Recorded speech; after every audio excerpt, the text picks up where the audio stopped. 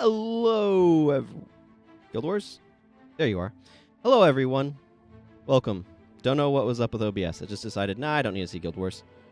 We're going to be just continuing on Dakota here. Last we left off, I had just completed factions with her and then hopped over to pick up the heroes from Nightfall before heading over here to the good old land of Tyria, where I'm going to play through this campaign because it seemed like a good way to level up my heroes.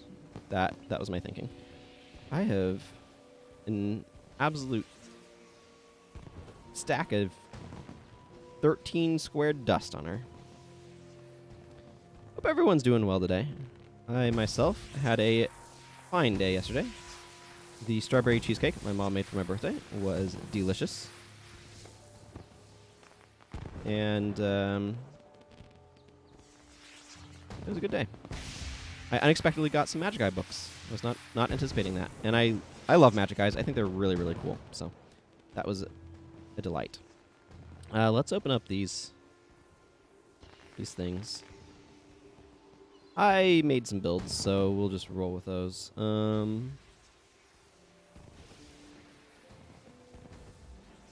Hello, bunny. I'm just looking through my storage to see where I've got space for stuff. I have too many mini pets on characters, and it's only going to become more of a problem as time goes on. Oh yeah, that Zella's bow. I don't know if I want to stick that on. Yeah, I don't know. We'll figure that out.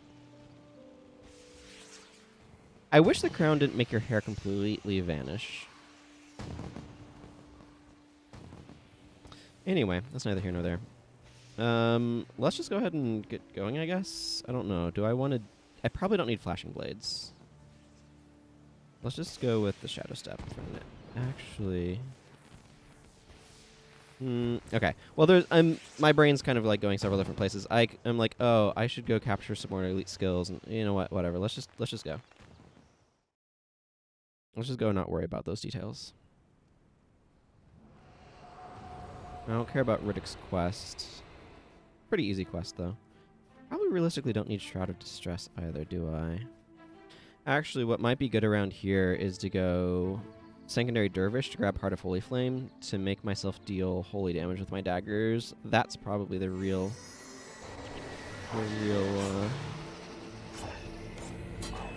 smart play.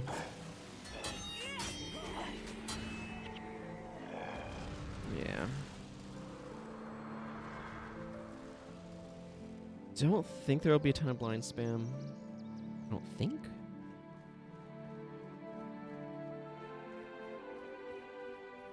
There's a lot that I want to eventually do on this character at any rate. Including eventually getting her an equipment pack, but she really does not need one right now. Pretty open in here.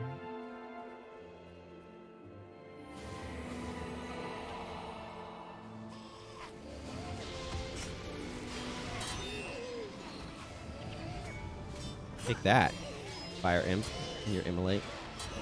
These are actually fairly appropriate. Oh, man, I wish that was a Destroyer Core. These are actually fairly appropriate enemies for heroes of this level. They're maybe a little over-leveled for this area, but not by much.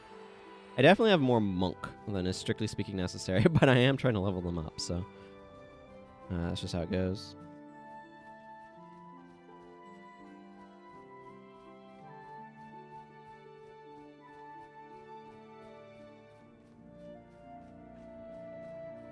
And D'Alessio Seaboard. Okay. Man, I wish I had Wishless Claps. That would be really useful. Let's just go switch Dervish. Do I want to take an interlude to go get...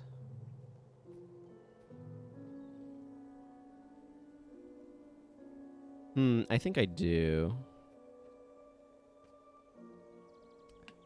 Let's go visit the boss over this way. Because I think I want to pick up the Anniversary Elite. Where do they stick the Sheen Light chest around here? Why is this... This is an incredibly large outpost.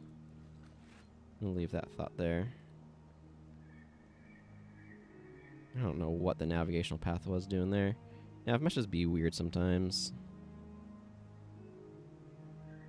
Also, I have Falling Star as a pulling bow, so that's a thing. I had originally made this as to pull with, but whatever. I need my shiny rock and a Signet of Capture.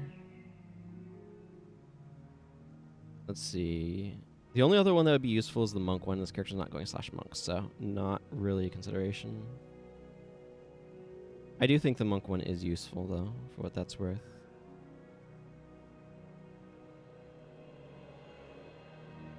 I should add a couple more heroes to this team.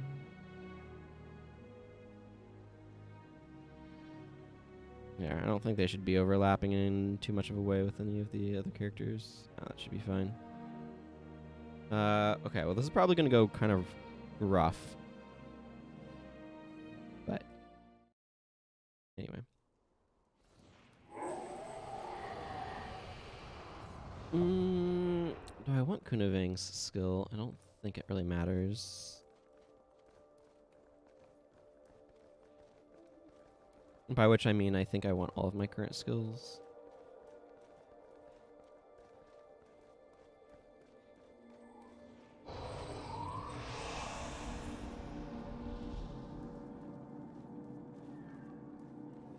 I don't like those two groups being bunched together.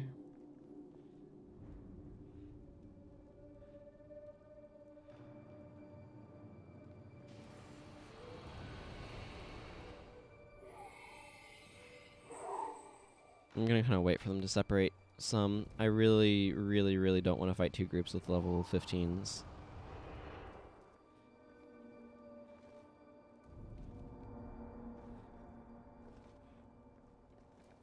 That's just asking for something to go wrong.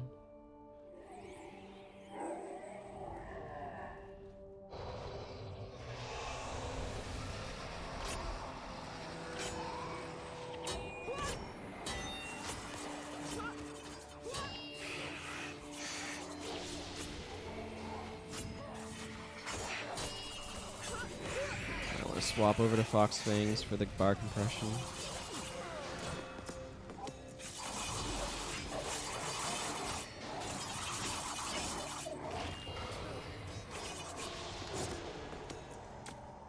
Well, that wasn't too bad, actually.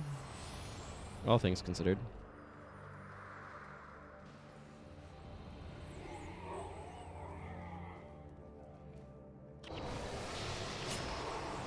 Take that, Whale of Doom and Faint-Heartedness.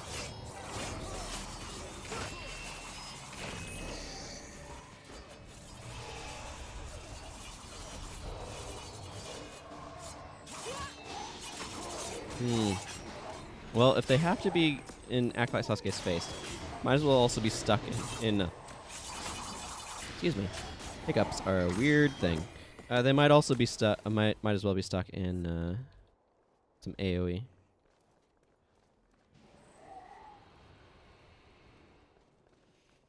This is gonna be the real test here.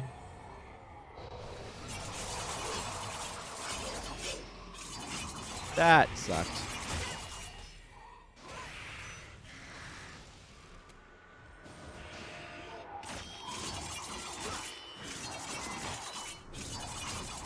I feel like half character when my meat attack gets diverted.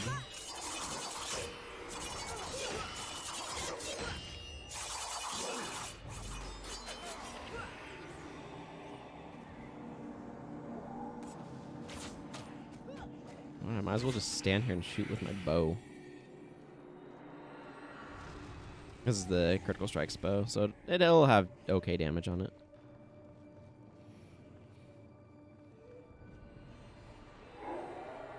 I need to mod it up, but you know. That's 2 groups down there. I, as previously established, would prefer not to fight 2 groups if I can help it.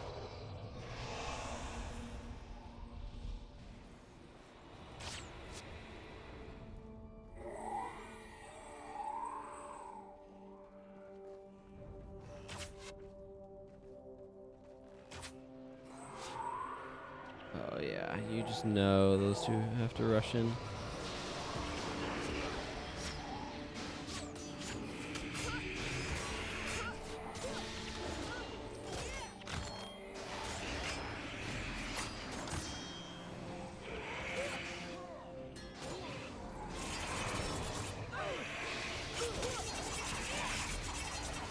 Get out of there.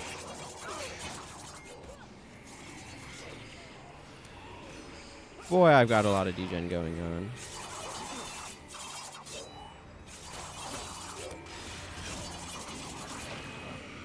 Donkoro's getting wrecked by random assassin.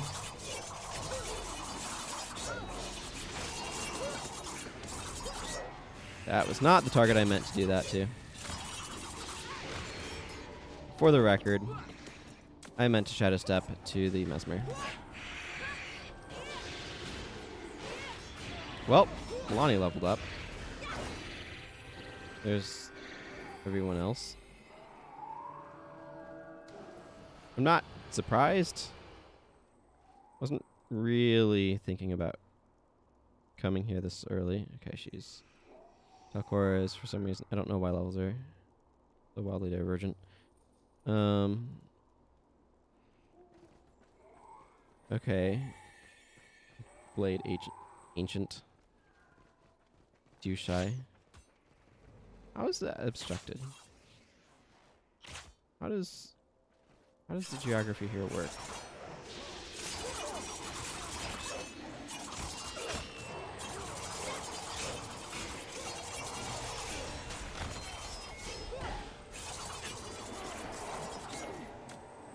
Good thing I didn't forget my signal of capture, right? Okay, cool. There we go. Now I have that as an elite that I can be using, which is what my plan is. Let's go back to LA.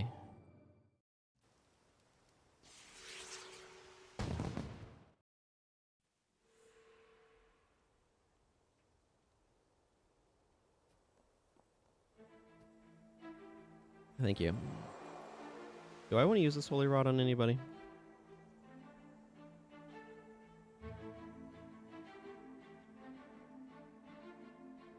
What's Talcora have? HSR 10% and a 17. I don't care about damage. Weird. Damage plus 10% while health is above 50% is not a typical mod nor wand. Energy plus 3 is also not what I'd consider typical. I think I'm going to sell this. There's a lot of interesting weapons that you get from this, and I really like that, as I talked about extensively yesterday. Doesn't necessarily mean I actually want to use them.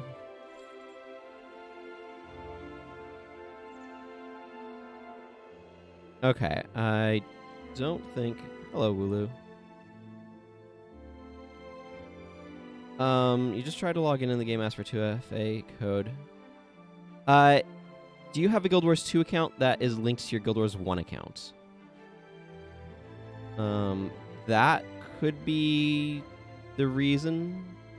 Do you have 2FA on Guild Wars 2? Did you activate that recently there? Because the login credentials are the same if you have them linked, as far as I'm aware. And then I don't have a good answer for you.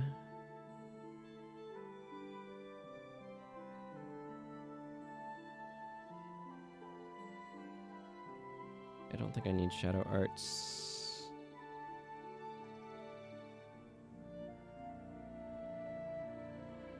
Yeah, I don't know. Like, you can ask the global Discord as well. I don't know if they'd have more info for you.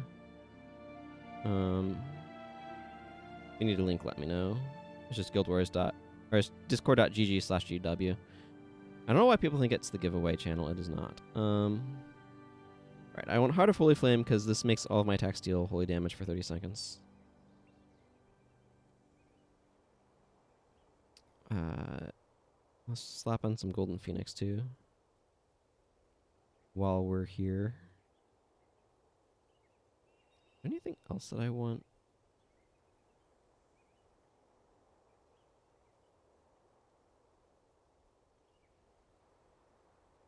Dash. Let's slap on Dash. Dash is always nice.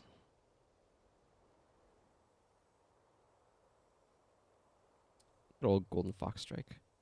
Wonder what happened to the music. Oh, there you are, music.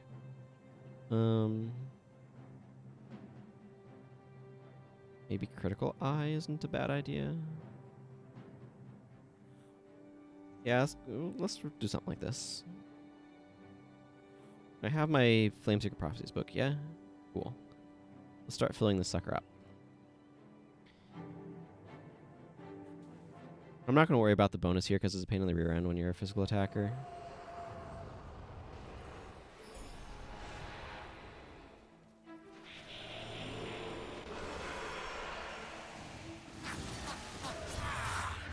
Woo!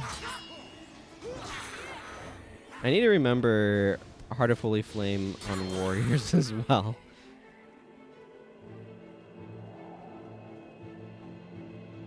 Because, ooh, baby. That is nice.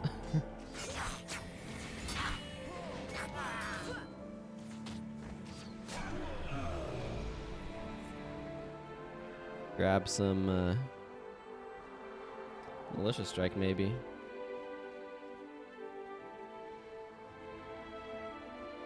That requires conditions to be getting spread around, though.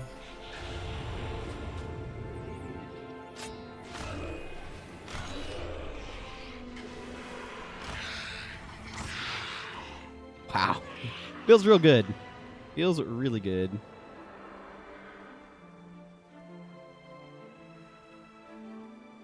Okay, I'm going to enjoy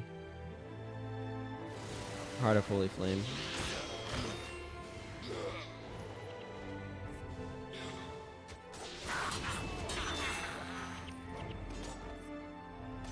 Radically overpowering my damage against these enemies.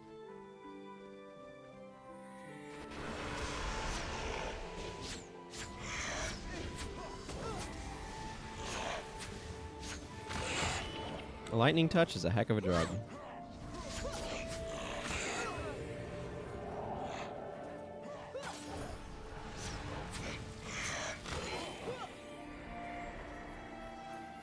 What do I have for anti-condition? Amen condition. That's maybe a little insufficient for this, but whatever.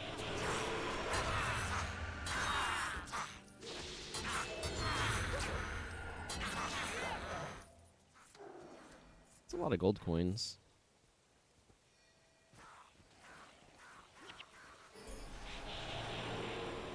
Okay, what did we get here today? Ziad's Soul Reaper as the Mesmer. Okay, cool.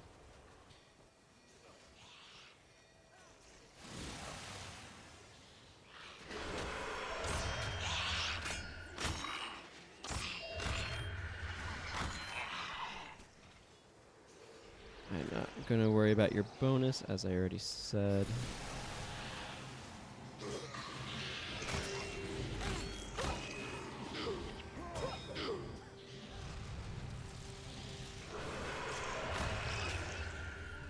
Well, that Bone Minion just had a real bad day.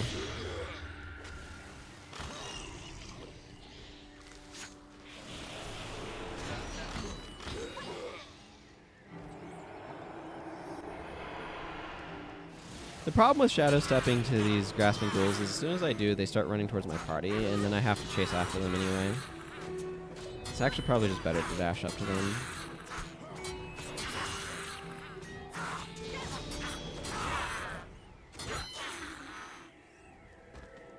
Okay. I think that's that cleared out.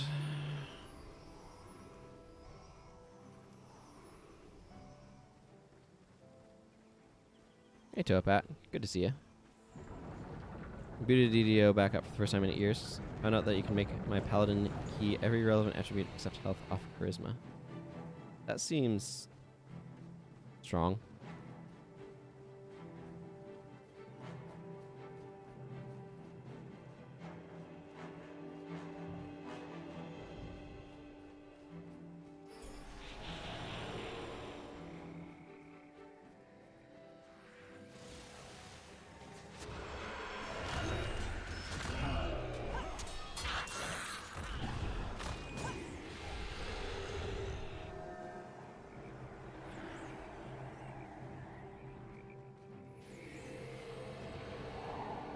Around a little bit here.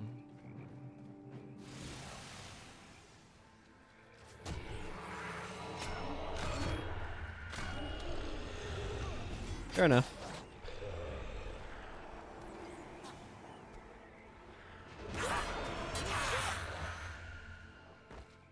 But definitely sounds strong. Since once you're reincarnated, it fixes the stat distribution. Yeah.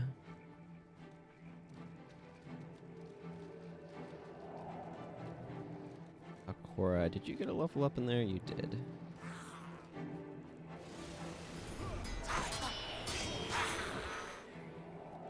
Yeah, I'm up to 13 critical strikes now, so I'm getting plenty of energy that way. Maybe I don't need Golden Lotus, but yeah.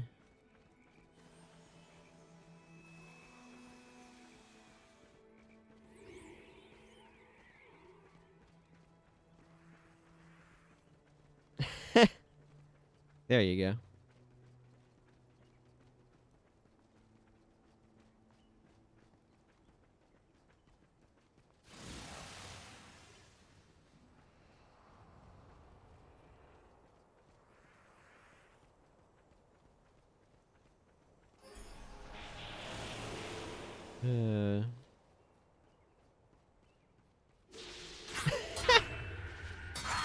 Looks on disapprovingly. Enemy falls over dead.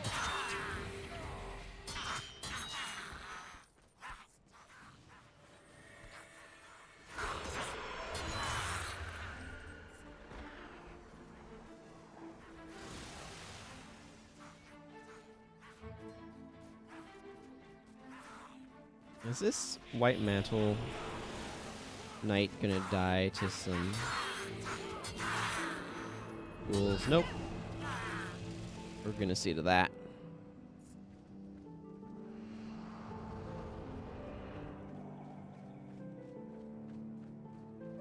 I do find it interesting that in the bonus mission pack they kind of go out of their way to make Saul D'Alessio a more sympathetic figure who just did not know what he was actually doing.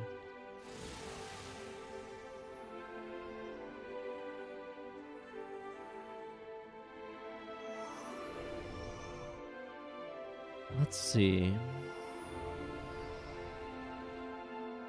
I could pin 2 of these here.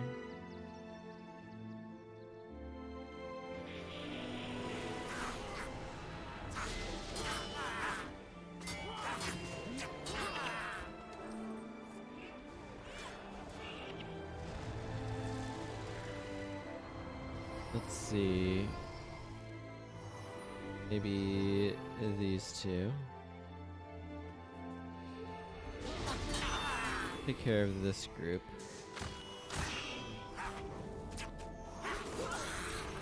And then just leave.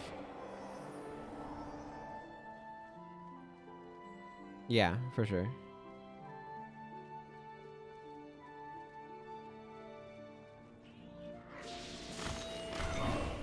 Yeah, I was just more observing than anything else.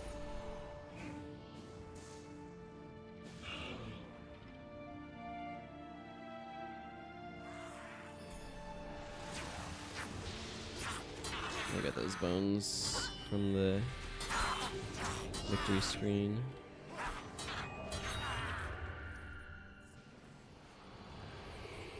They probably don't have that, or they don't have that much damage that way, but should be fine.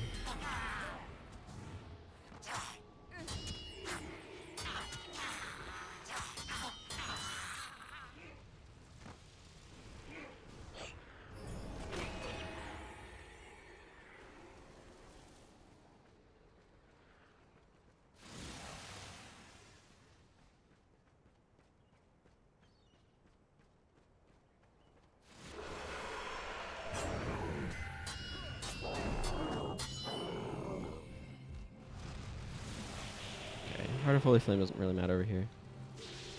So there are paid talent trees usable without other conditions. Nidio that let you key physical combat off of your int, whiz, or charisma. It's just that there's no classes besides paladin that can key other integral elements off of the Sanctum attribute. I see.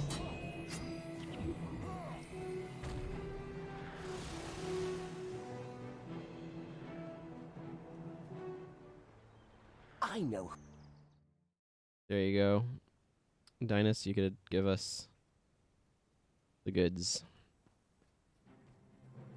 I'm really happy that I learned that you can just kind of not do that fight. I may want the Radiant out of that. This is probably Tanned Hide. I don't need that.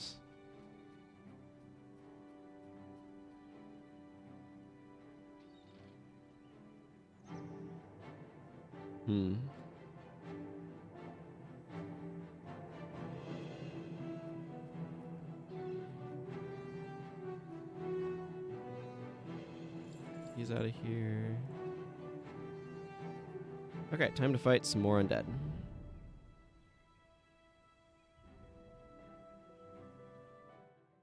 Enemy undead, and the only way to key HP off int involves...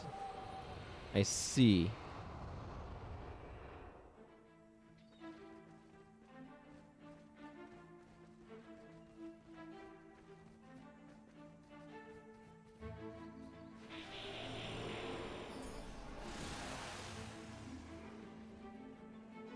Oh, right, Murgoyles. Murgoyles and their deep freeze.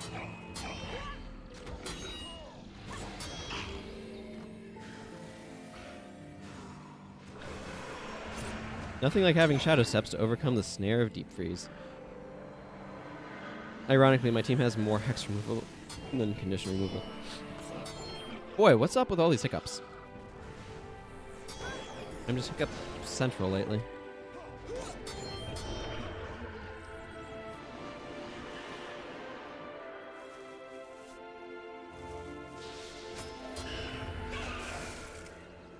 Yeah, Sasuke makes plants go burned.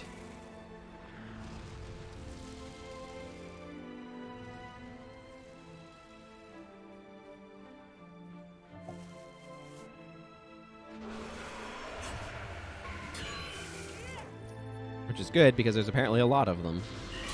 These guys are a lot more annoying in hard mode.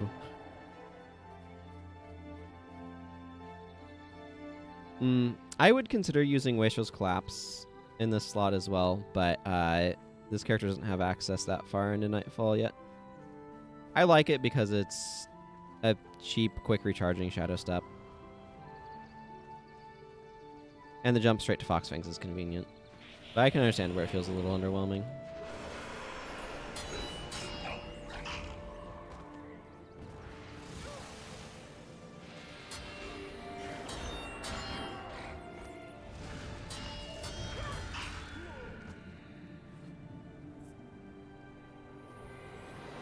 For quite a while, I've wanted a Shadow Step that was basically Shadow Step lead attack. And when Arena actually added one, I'm like, yes! That was a really, like, straightforward idea that I think was really good.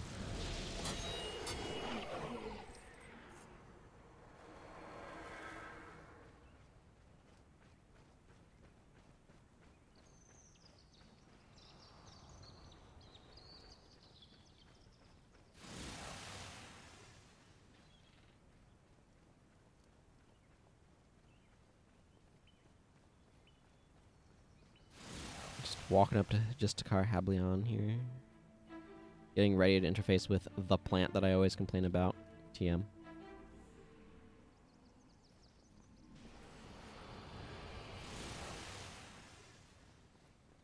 It's this plant right here, right in the gate. I don't know why it's there.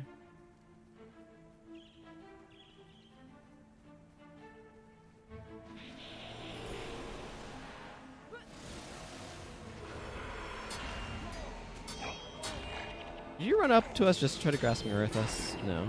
You wanted to deep freeze the backline. You wanted to Grasping Earth us, on the other hand.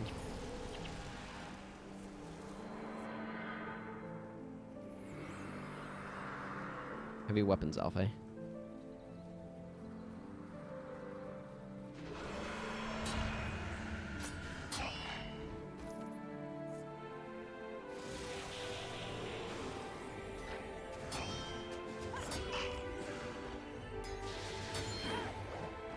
I wonder how much experience they're actually getting. Because aren't heroes less level than you? Oh, speaking of experience, Sasuke leveled up.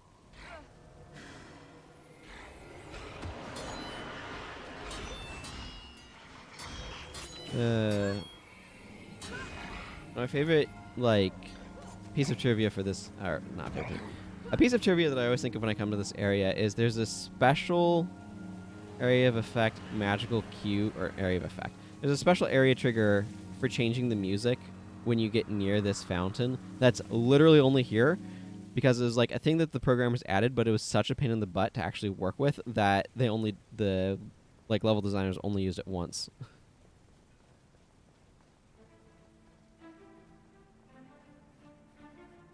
I always think of that whenever I go to that area.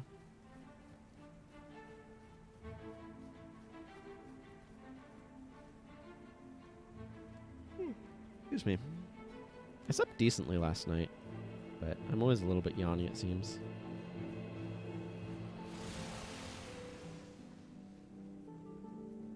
At least my eyes have hydrated themselves. They're feeling pretty dry when I woke up. Something that's really useful to be aware of is that the Chosen actually show up in your allies list. So you don't have to, like, hunt and peck for them.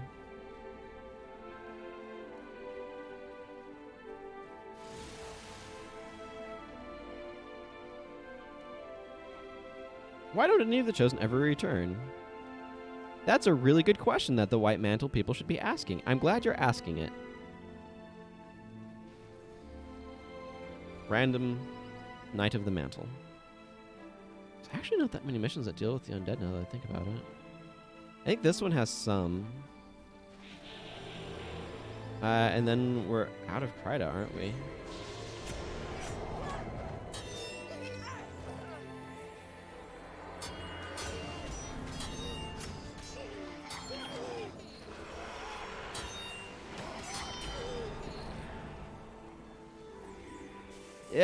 Yeah, yes, I would agree. Now that you've given me the context for what that amount of damage means, it does seem a touch silly.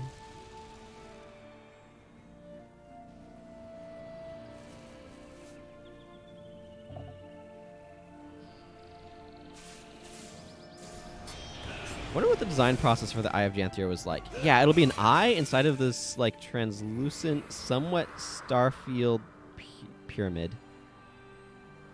The eye just is billboarded to you, so it's always looking at you.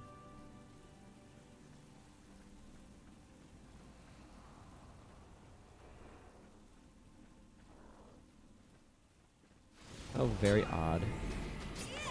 Kind of wish I'd brought Falling Spider Strike for this area.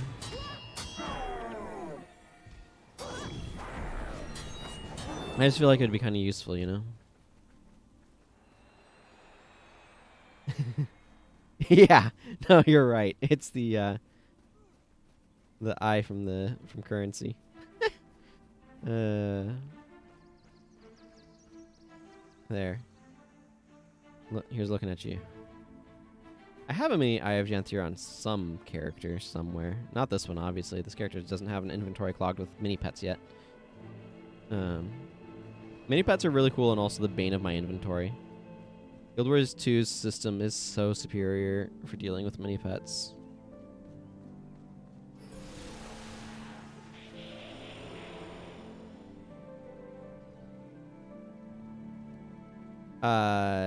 Tengu?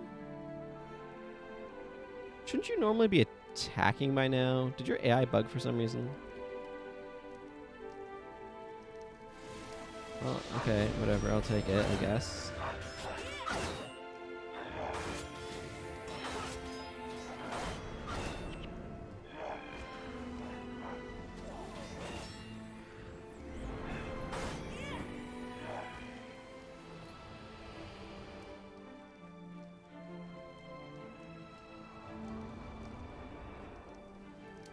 Did you get...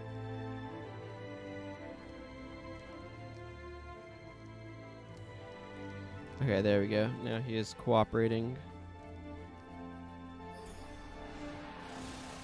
12 miniature Eyes of Janthir.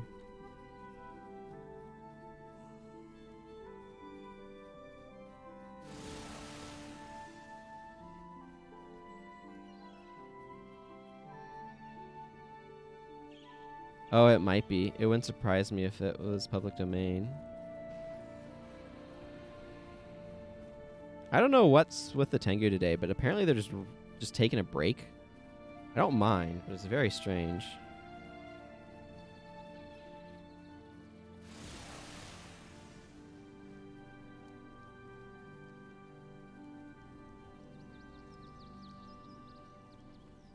I mean, I wouldn't be surprised if it was a photograph with a filter over it either.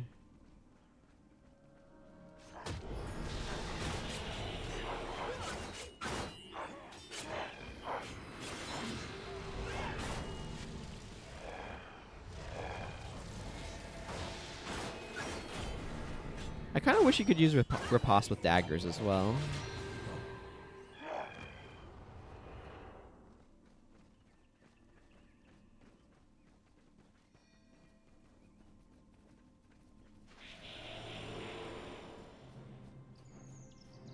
Isn't anything government owned public domain?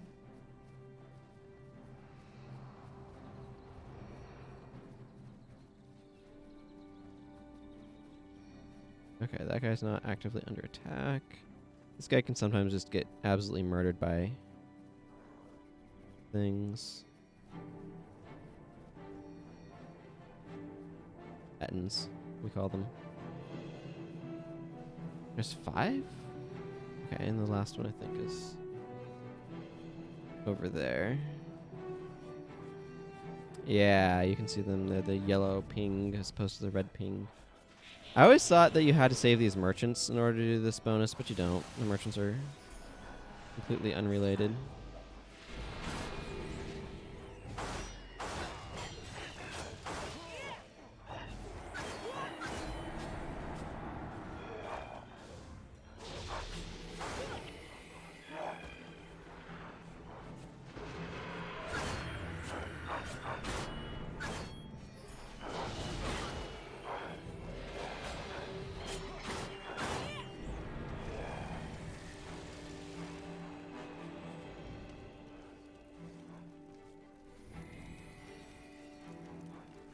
I mean, it's nice if you save the merchants, but...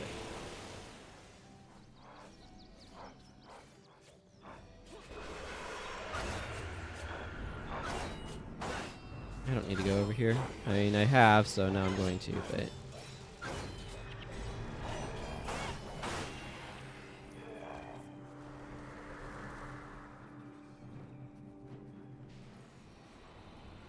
I really like that Warren Crida made these maps explorables.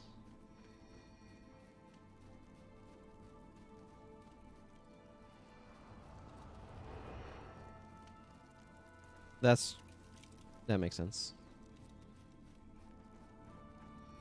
I mean, obviously counterfeiting currency is a problem. That's illegal.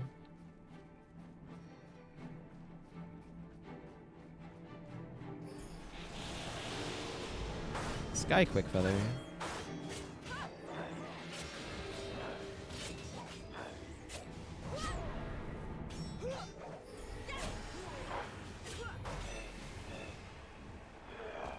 Okay, apparently I didn't need to shadow step for my thing.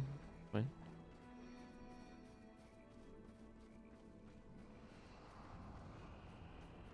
Critical strikes work especially well in an area because I think level difference affects your crit rate, which is another one of those reasons why having super high level enemies is terrible for assassins. But I don't actually know. That's just my guess because I crit lower level stuff more often. Nice. You see that knockdown?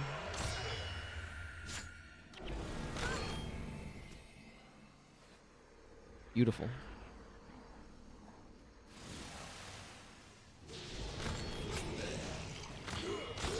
Interrupted a really annoying skill.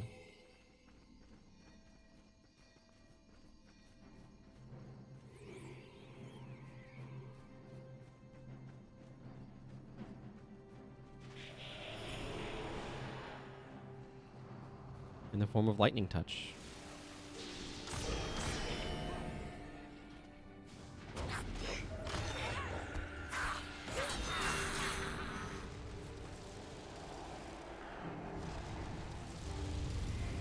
Hello, BJ Grave Whaler.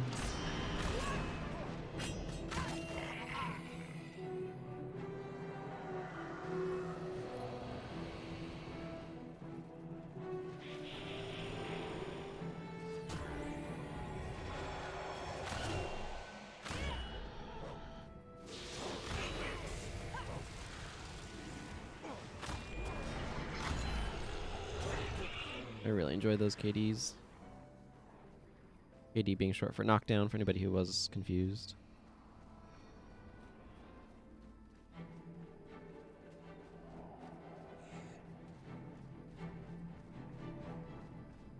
Ah, yes, level caps. I feel like I'm somewhat unusual for not being that enamored with leveling up. Like, just as a raw thing. Like, basically just moving all of the numbers of me and enemies up is not interesting to me. That's part of why what I like with Guild Wars 1 is so much of its progression is focused on, like, what your character can do in the form of getting new skills. And I much prefer that method of character progression. I think it's a lot more compelling, a lot more interesting, personally.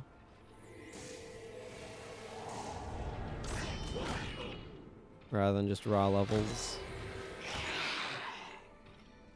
There's a lot of ways in which Guild Wars 1 is just such a great fit for me.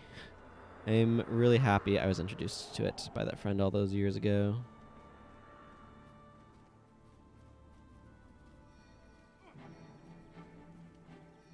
I mean, it turns out you're not chosen.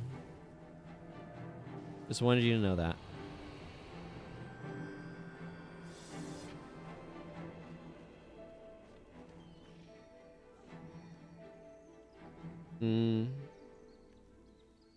Gotcha.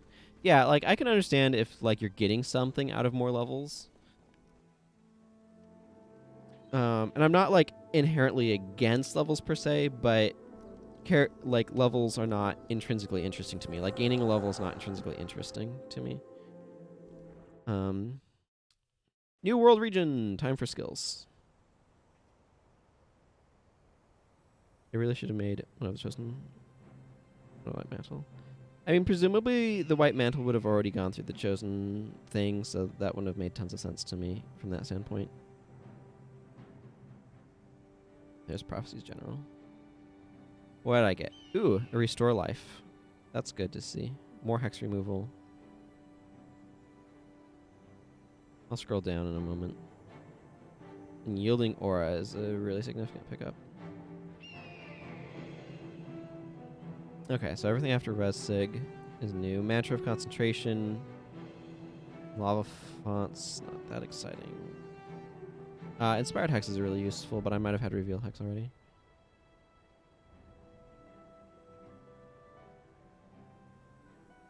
Gotcha. Sprint is always good to have. Restore Life. Oh, and Rush. I like seeing another hard res. There's some stuff you can do with Plague Sending. Oh, draw conditions and Plague Sending. I'm getting a message here. Gladiator's Defense is a skill that I like more than it's good.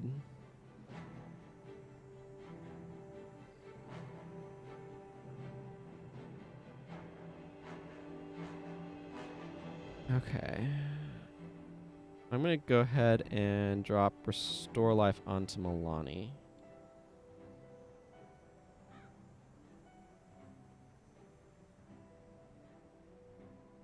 Because that's an easy slot in, and I want a hard res.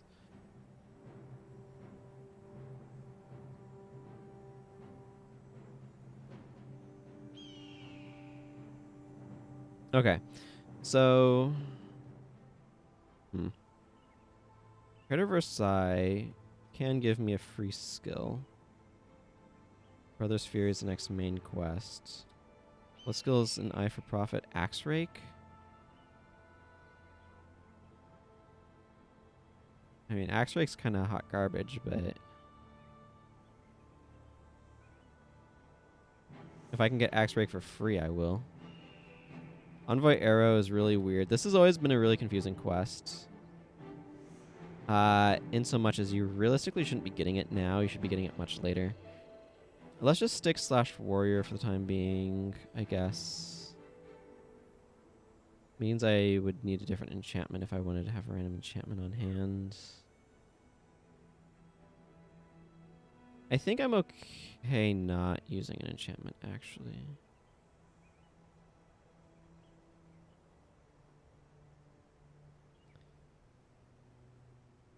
Do I want anything from Warrior? Honestly, Frenzy is probably okay. Yeah, let's bring Frenzy.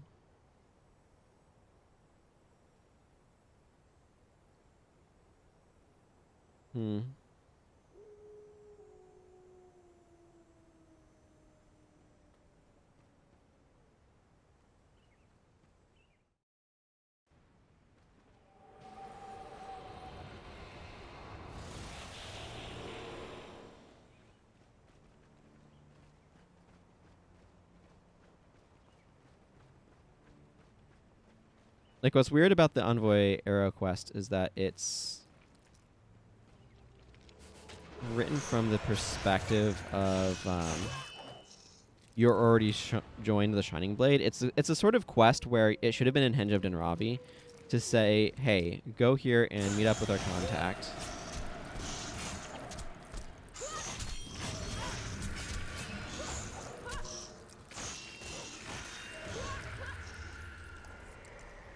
But instead, it's presented here. I'm not going the right way for this primary quest.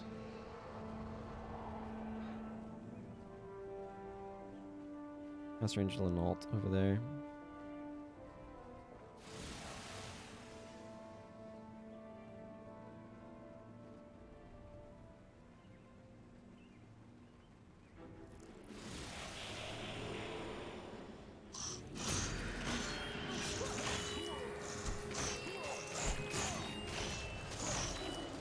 Weakness.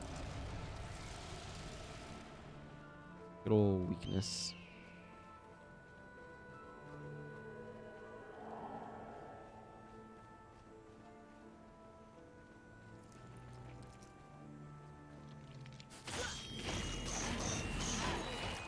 Weakness lowers my critical strikes rank, which decreases my damage, or my energy gain from my my stuff pretty noticeably. Hang on, I should switch to this one. Okay. I was pretty sure it was this way, but then I wasn't seeing someone, and then I was getting uncertain, and...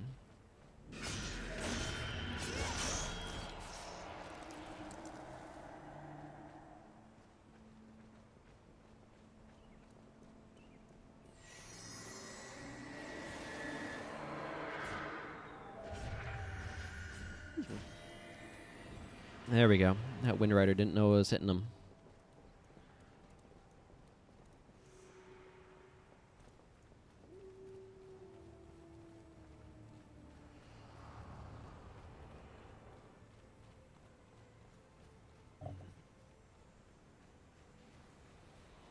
What with the weird vertical access stuff?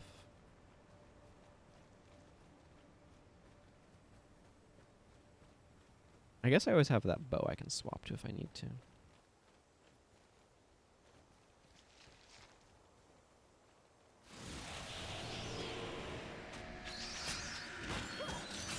Ideally, I'd actually probably want to be Paladin around here.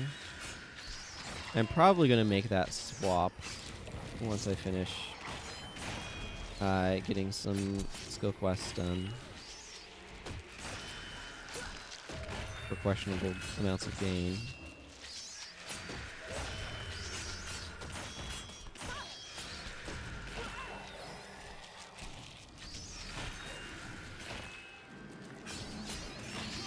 Oh good. Starting to see some level ups.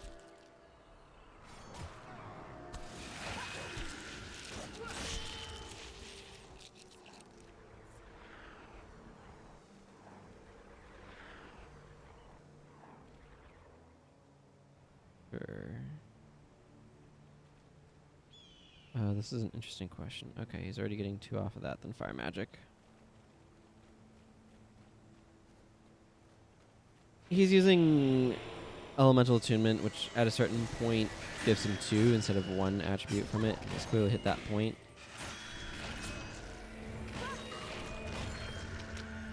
But I wasn't sure offhand if he had or not yet. You can see we have the chosen villagers in our party in Sadra. Running off into the woods here.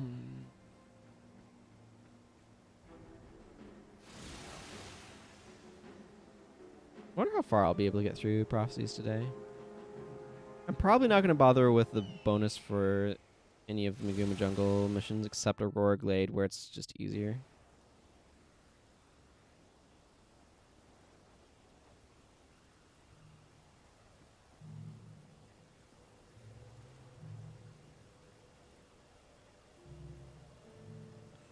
I always like this longbow. This longbow reduces poison duration on you by 20%, which I think is just always kind of neat. Was this HSR? No, have skill recharge of spells specifically. Yeah, I guess that's usually what everything. Have casting time of spells. So this is a interesting one. It also is sundering. Just armor penetration plus 10%, chance 10%. With a 1 in 20 chance. Roll a nat 20 to have skill recharge of spells. Roll a nat 20 to have casting time of spells.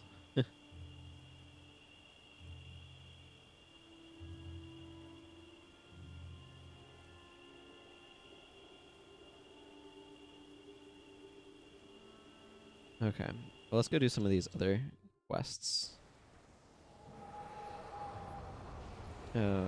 Eye for Profit is...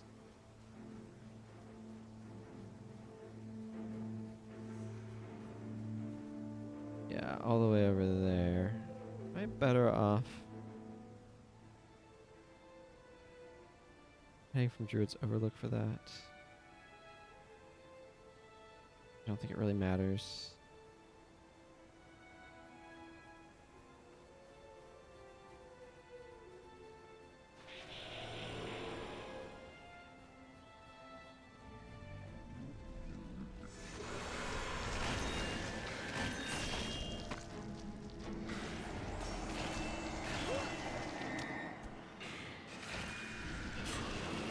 Hey, got a Conjure Phantasm interrupt. That's nice.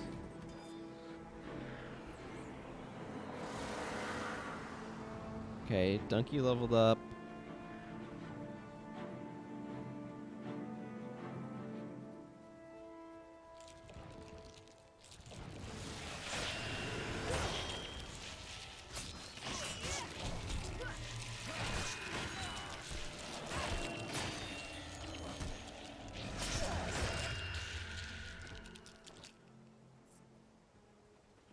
At least these moss scabs are dying extremely quickly.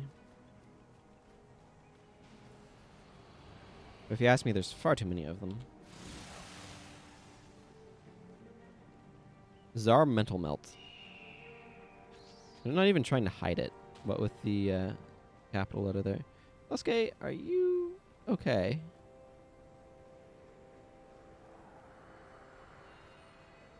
I guess so.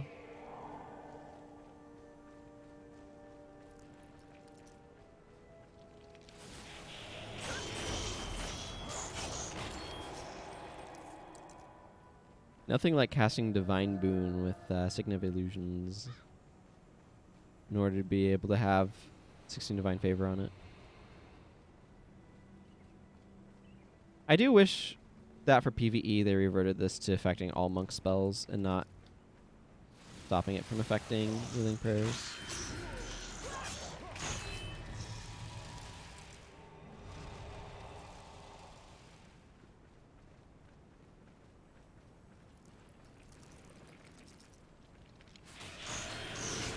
I think the thing that's most annoying about Maguma Jungle is it has a very high number of pop-up mobs between Devourers. Are there still Devourers in the Maguma Jungle in Guild Wars 2? But anyway, between Devourers, Jade Scarabs, and Spiders dropping down from ceilings.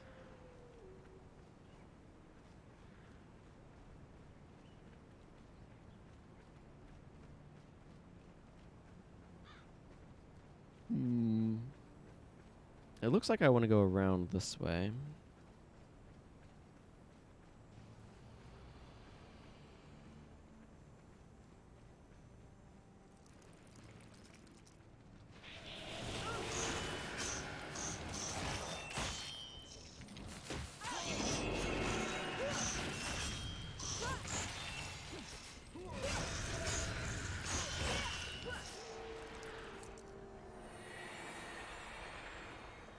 Swap these. I feel like I'm frenzying more often than I'm using the shadow step.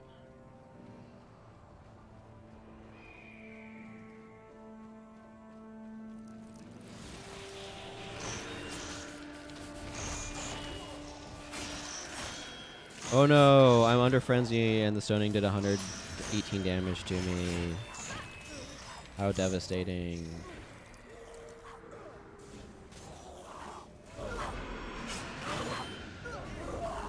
Okay, that maybe hurt a little bit.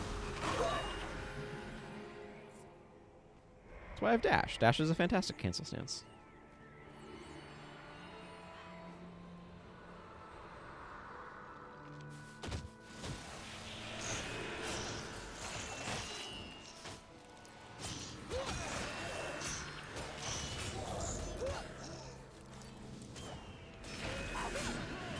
Bramble hash. Sounds kind of like hash browns.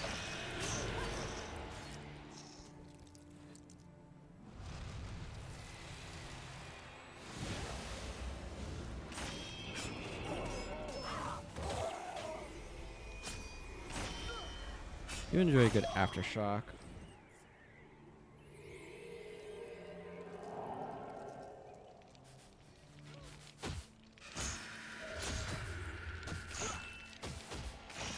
I think when I have this much pressure on me, I'm going to avoid frenzying, but I have so much other melee that I often don't have much pressure on me, so...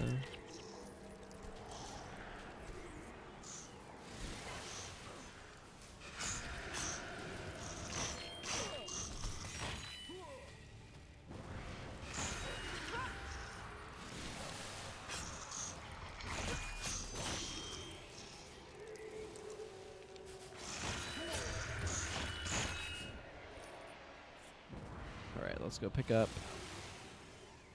my gold coins. I definitely will need to deliver this message as well, but that's not too bad to do.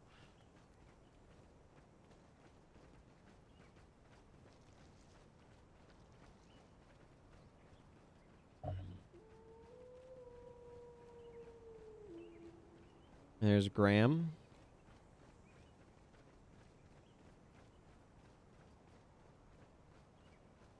Happy to tell us about this Eye for Profit thing.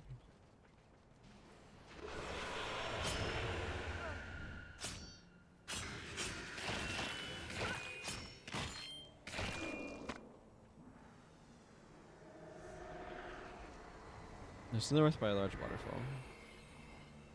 That's right. We go all the way over here to talk to this guy. Then have to go all the way over there.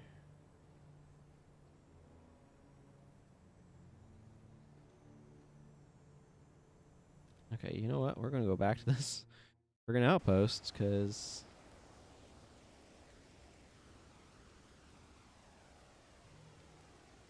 Of course we are. Actually, do you want more Divine Favor on you? I think I'm going to... 2 points out of Divine Favor? No, I think I'd rather have the Divine Favor.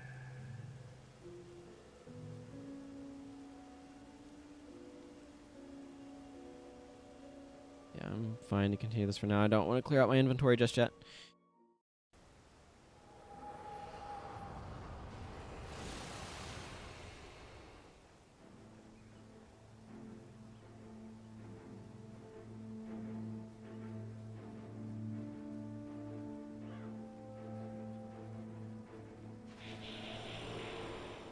Okay, Wind Riders.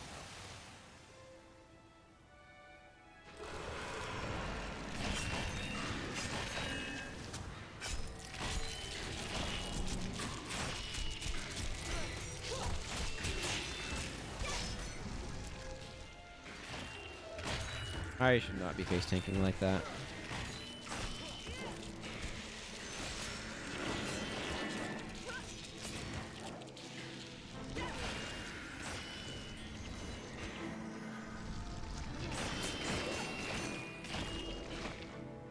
it hurts to face tank like that.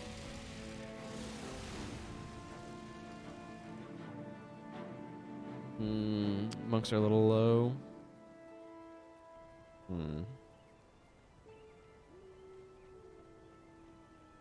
On energy, I mean. Oh, they do both have Glyph of Lesser.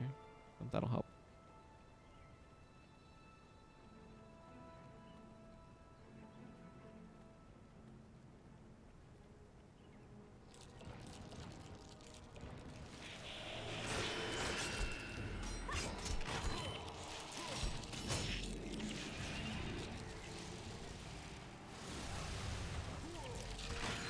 I'm running when I have teleports, but here we are.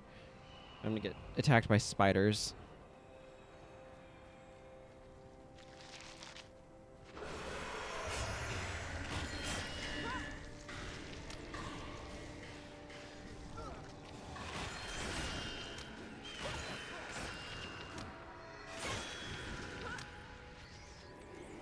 Unless anyone didn't believe me, here's the spiders. These guys are annoying because they like to use pin down and apply poison.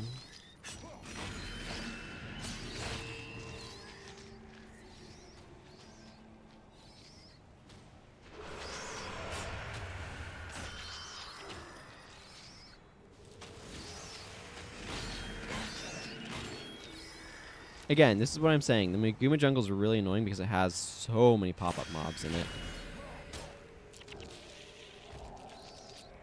Something I kind of wish Guild Wars in general didn't do.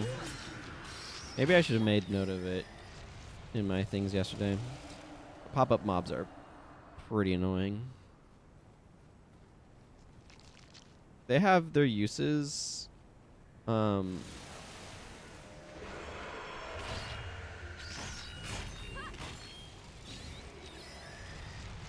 But in general, I think that they should be used sparingly, and they are not used sparingly at all here.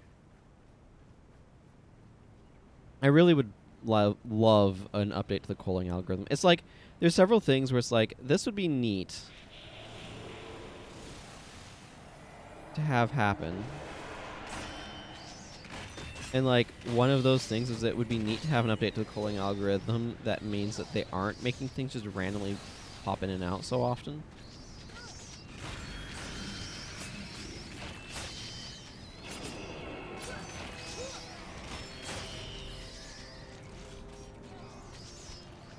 But like,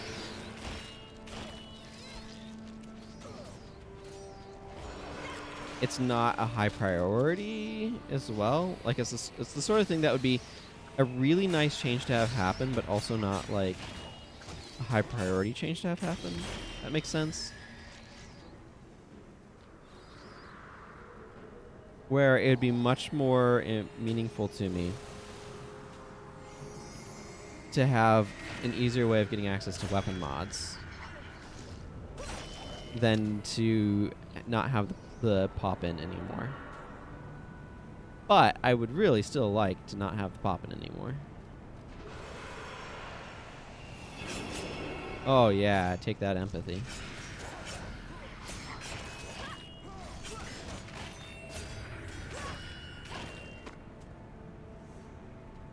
Lilac Eye. It looks like a ruby.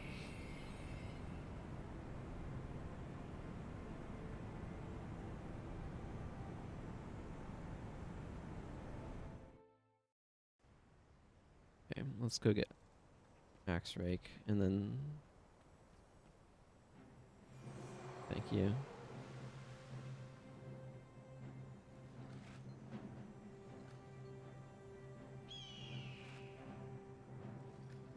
Just as I suspected. Oh, how much wood did we get from that? 13. Not terrible.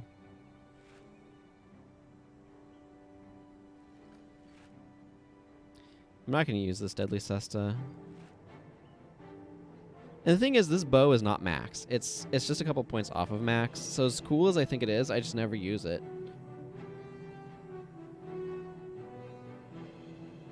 But this is the sort of thing that I meant by frayed edges in the stuff I was talking about yesterday, where you look at a weapon like this and you're like, oh, that's interesting. I wonder what other sorts of things I can find. Where this is a longbow that Increases poison duration on foes by 33% and reduces poison duration on you by 20%. And that's really neat.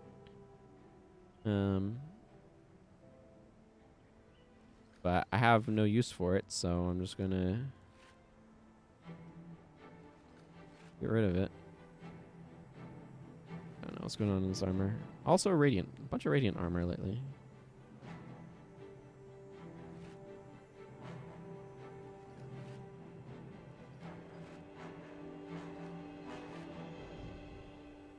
I'm stealing it from that. That's nice. See, I want to drop some stuff off here first. Mysterious message. Not an equipment requisition.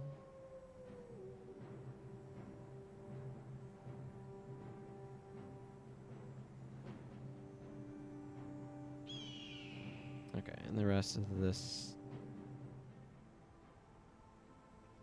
stuff I wanted a merchant. Okay, cool. Greater Versailles. You are actually also a merchant, now that I've done your quests. You'll stop talking to me about them. These do sell for a decent amount, too, once you identify them, which is kind of nice. And this is precisely why my Prophecies characters were able to afford their max armor. Or my Prophecies character, Rex Templaris, in the slow playthrough was able to afford his armor. But the other ones weren't.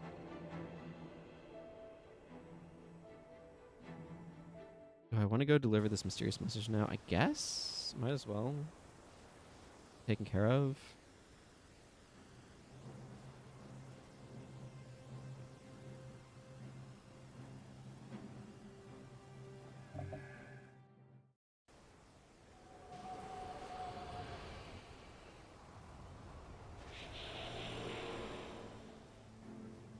It'd actually be kind of nice to have a Paragon here to speed up movement. Don't know why I popped this open.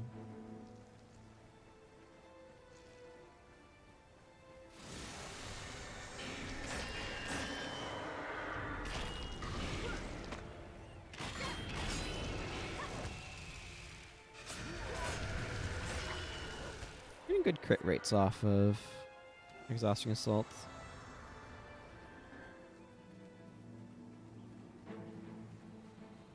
For the mission proper, I'm going to go slash Paragon, though. Frenzy has been nice, but I really would prefer to have Remedy Signet in an area that's going to be infested with spiders.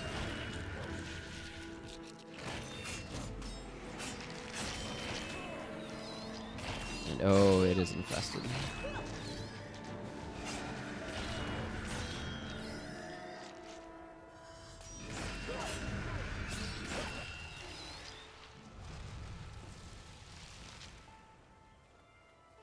You know what? No, we're done. We're done fighting spiders. Thanks.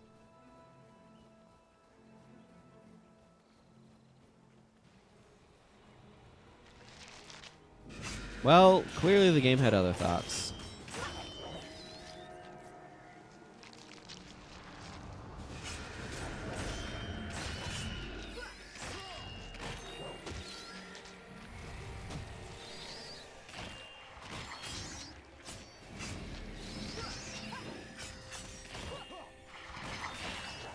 Maybe I don't need Remedy Signet. Maybe I do want to stick with Frenzy.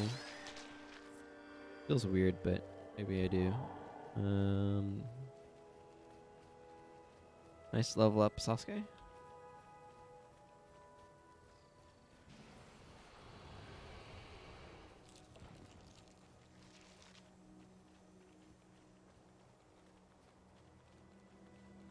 Yeah, I think one of the things that Guma Jungle just has too many friggin' pop-up mobs.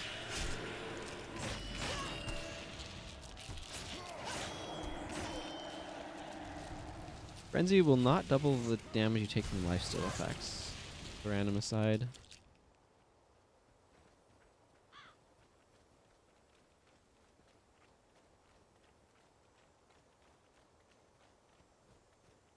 Next map really sucks in hard mode. Just a bunch of patrolling Wind Riders.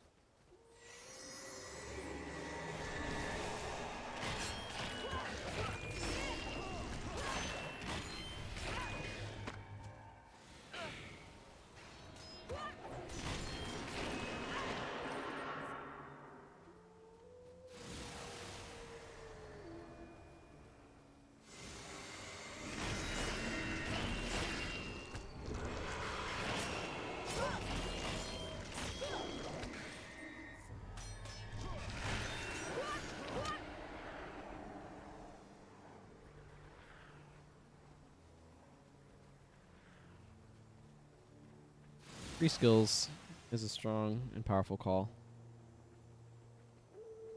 Pure Strike is not a great skill, but I'm happy to have it added to my list of skills, so here we are.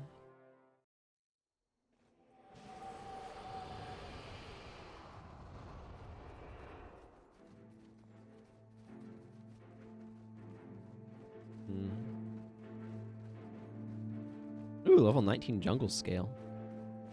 Intimidating. Not really.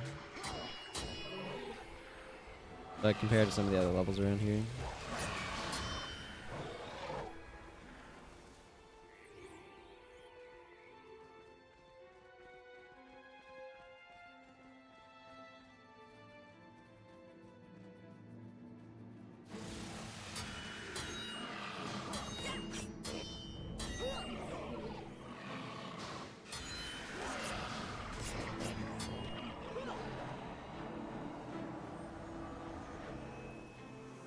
Let's see.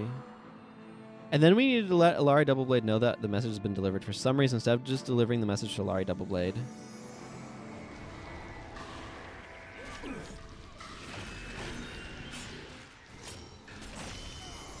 And the thing is, like, you're also just kind of best off going from this direction.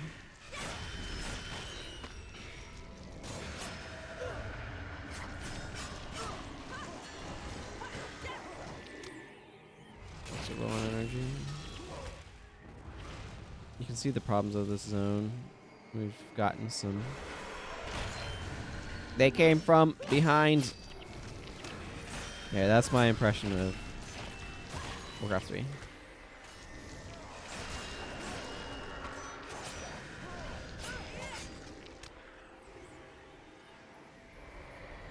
Or an impression from Warcraft 3, I guess. I should wait a moment and let some of my heroes' energy regenerate.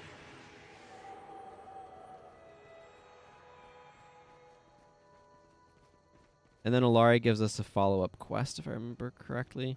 This is so weird, though, when you're playing through normally and then you hit this. Because what's happened is this quest is one that you should get once you're a shining member of the Shining Blade, but they don't lock it behind Bloodstone Fen, I think in part because players wouldn't go back to that outpost to find it. So it just ends up being super weird.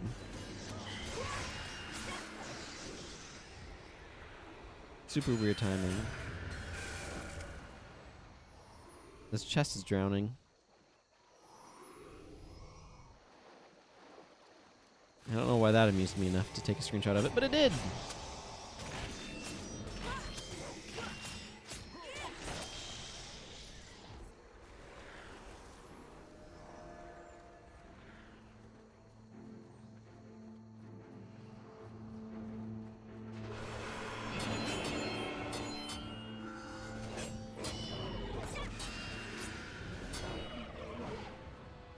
At least Alari has cool daggers. They look a lot like these ones, but with less fire.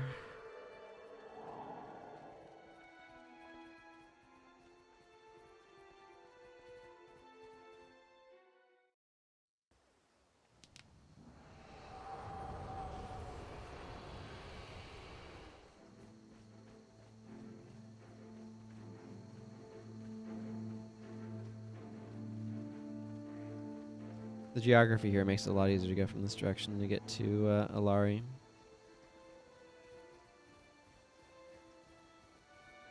Than to wait until I get access to the zones later.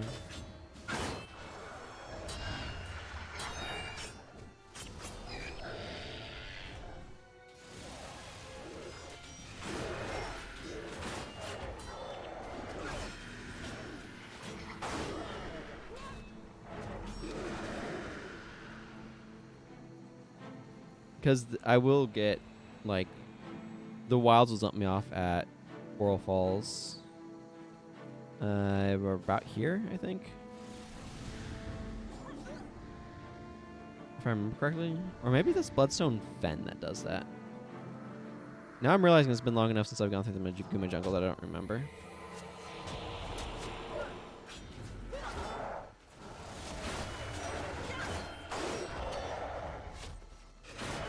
Don't know who you eye-weighed there, bud.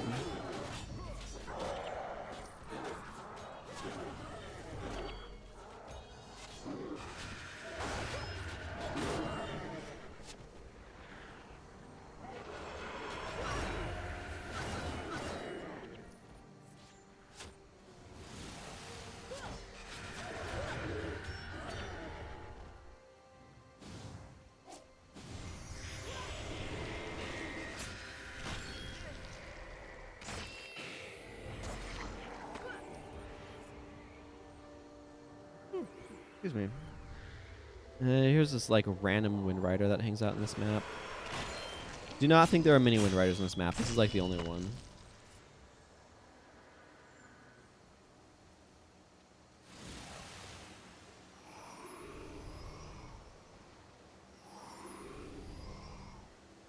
Yeah, I think we get dumped off at Bloodstone Fen, and then after Bloodstone Fen we get dumped off at the falls. Welcome, friend.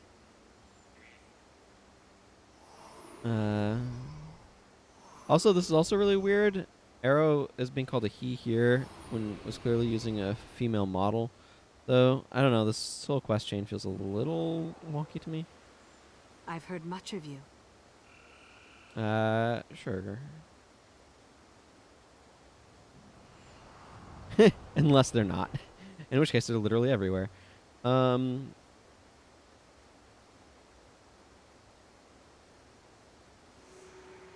price of steel. Like I said, we'll get dumped off there after one of these missions, so I'm not going to make my way there at the moment. Do I need a nope. Let's just intermission. Intermission. Okay, what would I actually get from... Can you do... I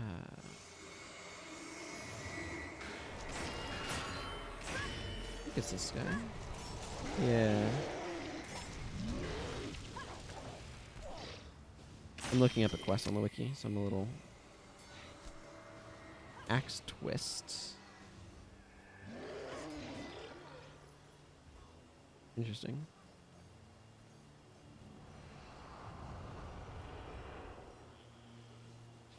I may do that quest.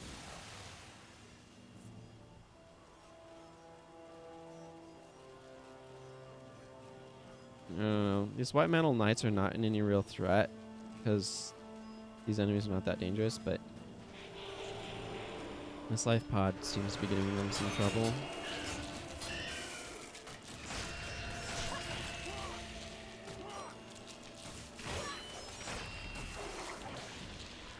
Certainly are a lot of life pods around too. I recommend a Pyromancer. They do a good job of dealing with life pods.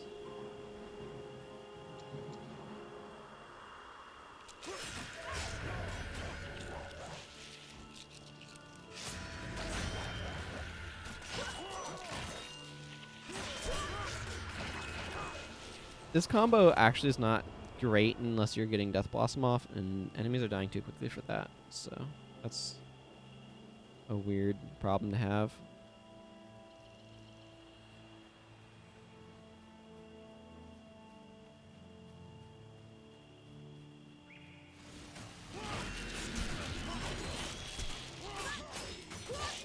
You really want the double hits from Death Blossom for energy recoup.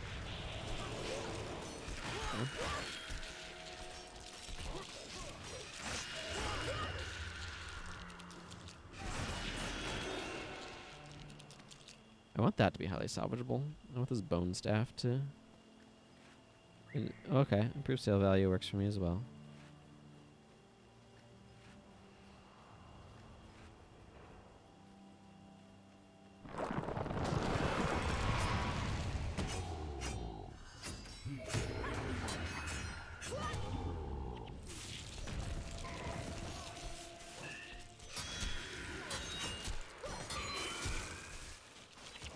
There's so many freaking pop-up mobs.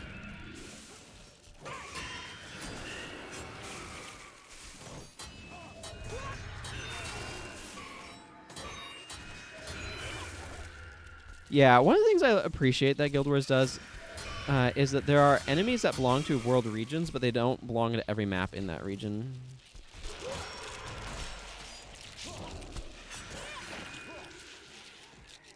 So, like, jungle trolls, for example, are in a lot of the maps, but they're not in every single one. And that just means, like, that there's some variety in different mixes and stuff. And that's something that I really appreciate about ArenaNet's design.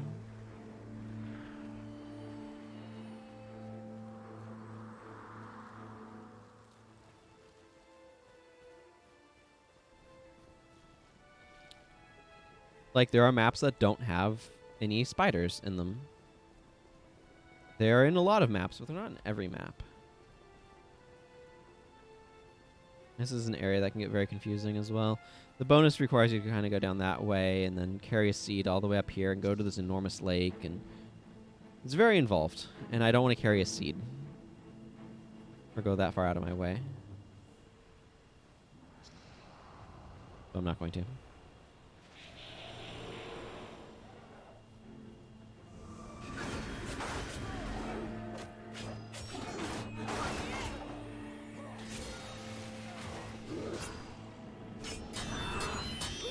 Oh, Order of Pain, interesting.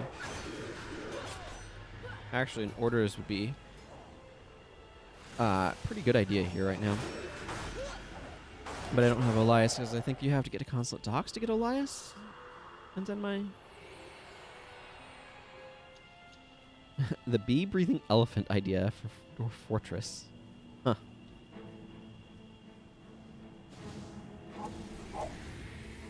Like, they have to live in an environment of bees, or they breathe bees as a breath weapon?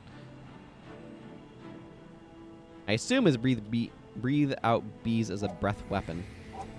Boy, that is a bit challenging to pronounce.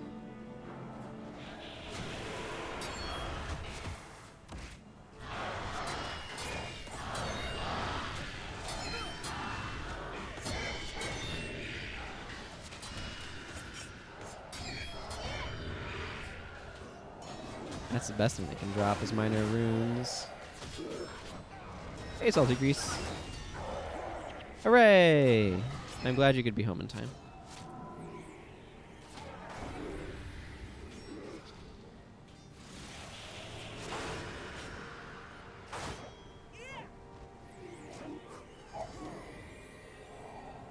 There we go. I hope you're doing well. Hope you had a good day so far.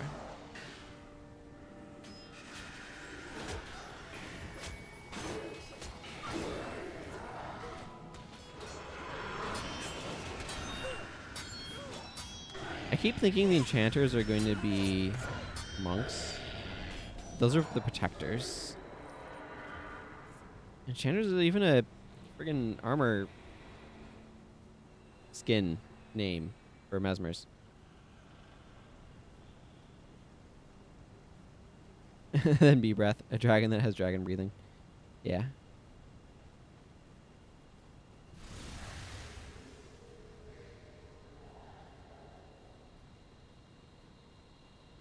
They make such a big deal out of using these seeds to make these roots appear.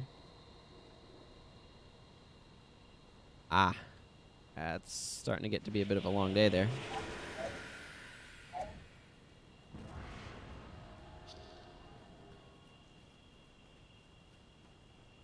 If that's the only, that's means you really got long days that you're doing a lot, far too often.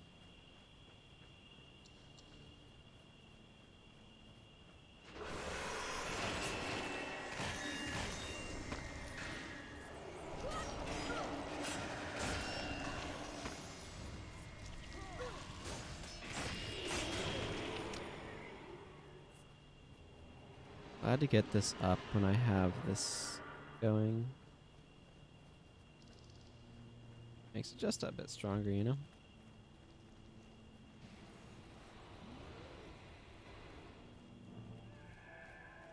I'll change that to tomorrow. Aha.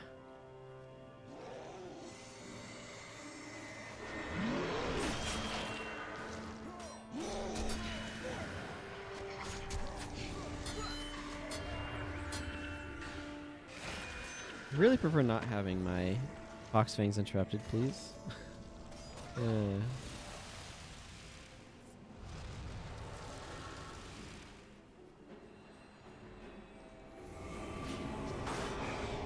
That's a lot of warlock.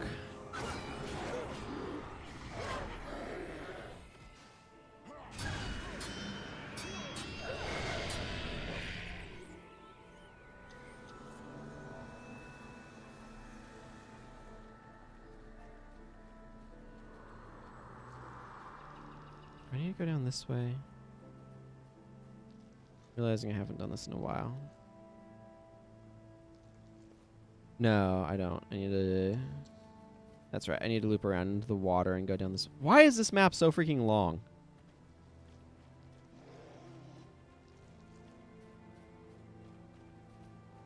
Ah, that's unfortunate. It'd be so much more exciting if you could make animals breathe animals.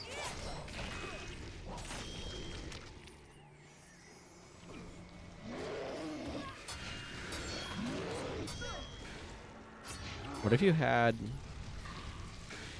dragon-breathing dragons? Like, when the dragon is threatened, it just starts spawning a bunch of smaller dragons. Yeah, I guess you're right. It is prophecies. Nothing can be short or have a direct path. You need to emphasize the twisting, turning nature of the Maguma jungle. And all its infinite intricacies.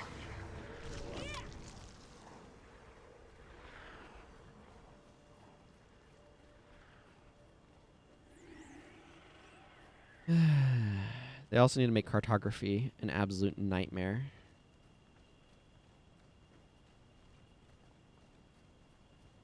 Yeah.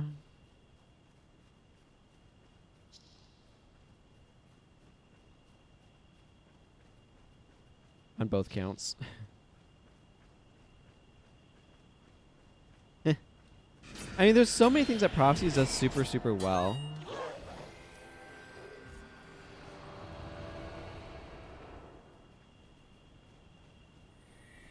Ah, yes. Nothing like the gained 15 attribute points and can't allocate one of them spread. Whoops.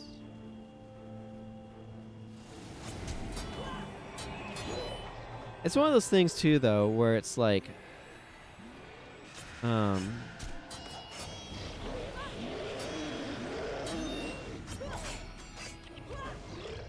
like, it's so easy to say... Here's the things that I wish had been done differently, or here are things that I think could have been done better. But there's a lot of lessons from Guild Wars of like, here are things that they did really well. And like, for example, I think pre-steering to post-steering is amazing. And I absolutely love what they did with that. So much. But like, a lot of what I love about this game is also in the build system.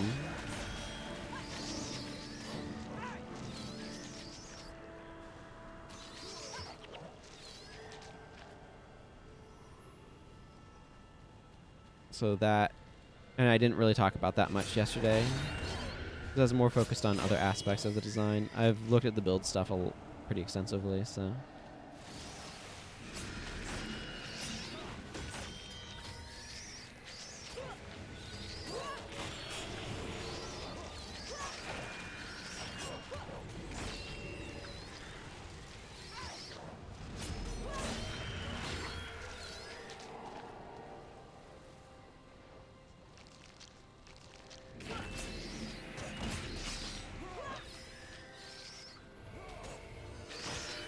I hope yesterday came off as more than just complaining about things that I wish were different.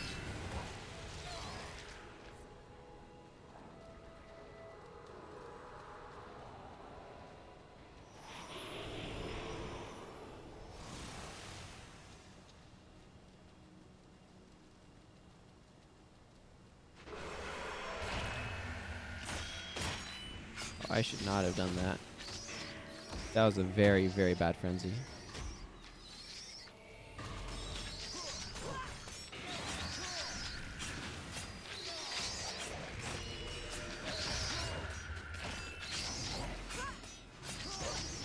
Where'd that empathy go? Did it get interrupted?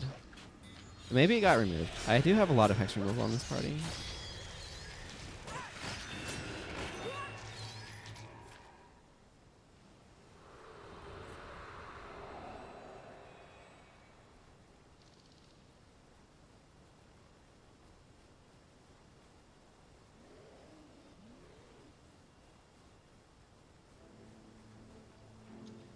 Okay. I mean, that wasn't too bad, I guess. How long have I been in this map? 13 minutes. That's not terrible. I'm almost at the end here, I think. Yeah.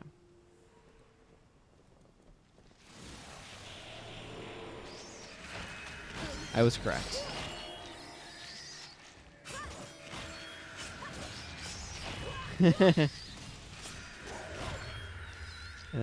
Yeah, this character is not using a pet, nor is she ever going to be a ranger, so... I have an assassin ranger, and that's Gerudo Senso.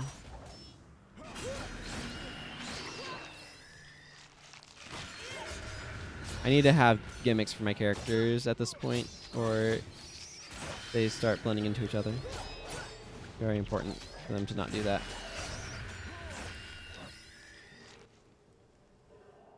There's Marcus, who doesn't trust us because he doesn't want to be exposed as an infiltrator. Something. Well, use that kit up. That's the third Radiant I've gotten. I'm going to start storing them down here. I'm probably going to put Radiants on heroes, so it's a bit cheaper to extract them. These are probably not worth enough to be worth... Okay, where is... Here's the chest.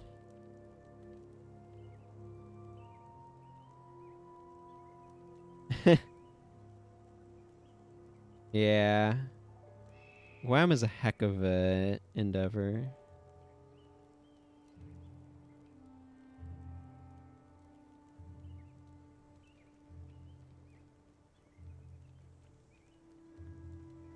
For me, I enjoy the build systems a lot, and that's why I made this tool, to challenge me to actually use them.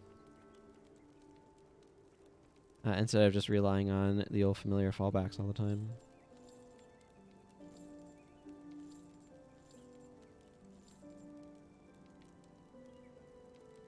Actually, I do want to pick up a salvage kit, and I might as well pick up another ID kit while I'm here. How about another salvage kit?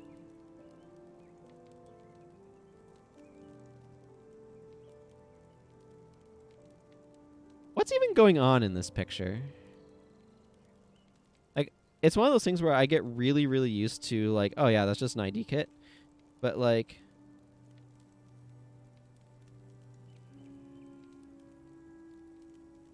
Yep. Yeah. No. Meta teams are definitely a thing. Yeah, I'm looking at these and, like, what the heck even is an ID kit, like, made of? What are these pinkish panels at the top? Hey, Clean Star. Good to see ya. Hope you're doing well today. I myself am suddenly realizing that I have no idea what the heck an identification kit is actually composed of, and I'm finding myself very confused. I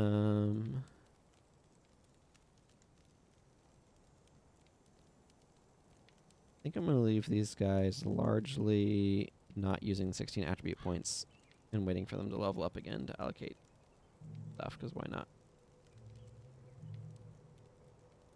At this point, I would be taking 1 point down from one thing to put it into another, and that just doesn't seem particularly meaningful, so...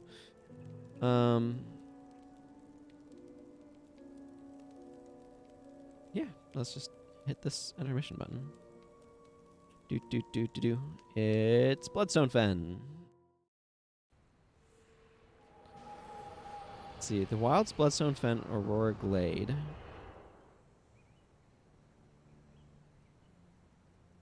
Yeah, Gates of Kryta, D'Alessio Seaboard, Divinity Coast, Riverside Province is technically in Kryta, and Sanctum K. I guess we do have more technically in Kryta, but...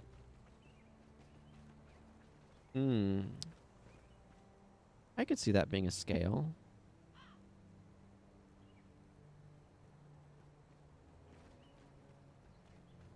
Yeah, it's just a very odd contraption. It's one of those things where it'd be interesting to talk to the icon artist and be like, okay, so what was the vision for this?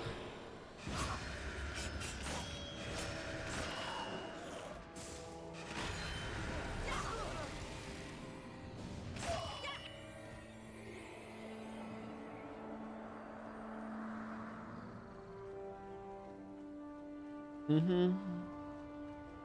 Yeah, like it looks kind of like a scythe or some sort of cutting implement.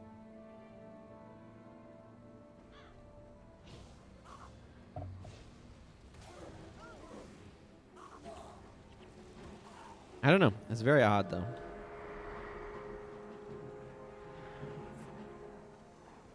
It's like you don't think about how does identification work until you suddenly do. And then you're like, I have no idea.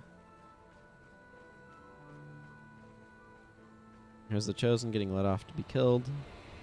Here's Saedra, who's going to teach us how to use seeds. I am not doing the bonus here, by the way. This bonus sucks, and I don't feel like it. No future Santier worry about it if I ever feel the desire to.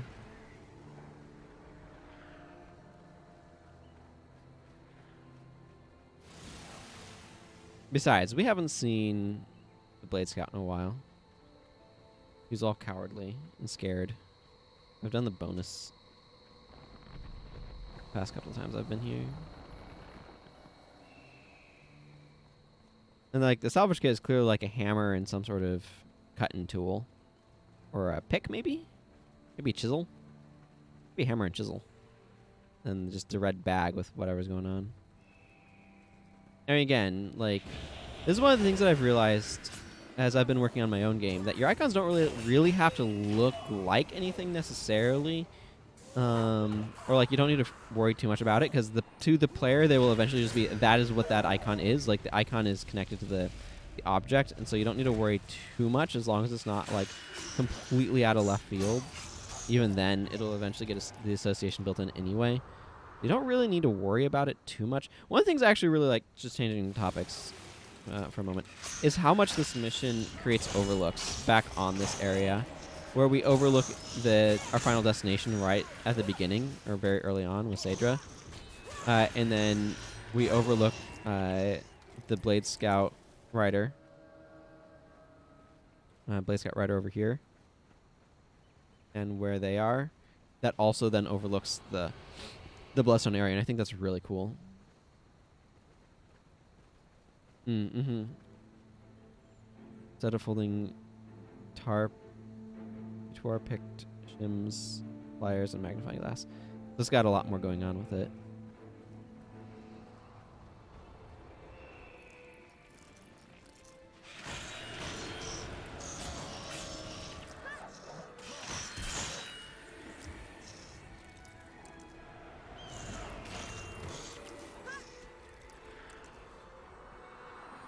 I mean, it makes sense that the superior kit comes with more supplies, right? It's superior.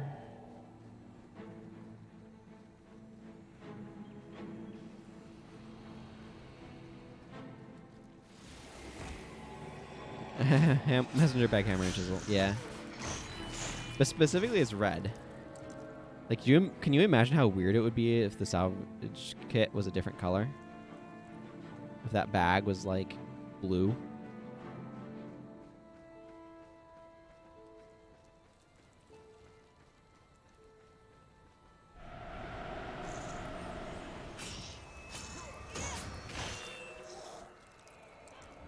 I mean, it wouldn't be weird if you'd gotten used to it.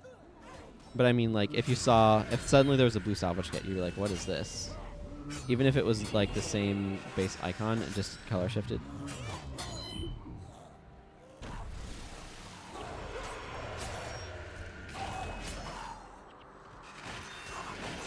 I've done that sort of thing before, too. Yeah. Ugh. Should I make a... I think I have a Reddit account. I just don't remember what my info is for it. But, like...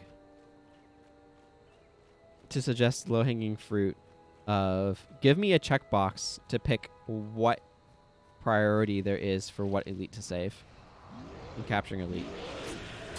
because they changed it, and it really annoys me because I usually keep my sickness of capture on the right of my skill bar.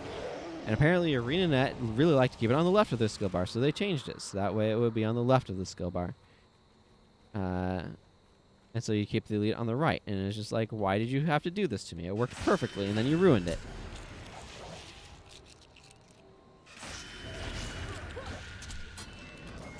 But for me, like, the way I play is the skills are mapped to the 1, 2, etc. keys. So hitting the latter half of the skill bar is a little bit more challenging than hitting the first 4, which is part of why, like, the way I arrange skill bars is I tend to put priority or, like, frequently used skills on 4, for example.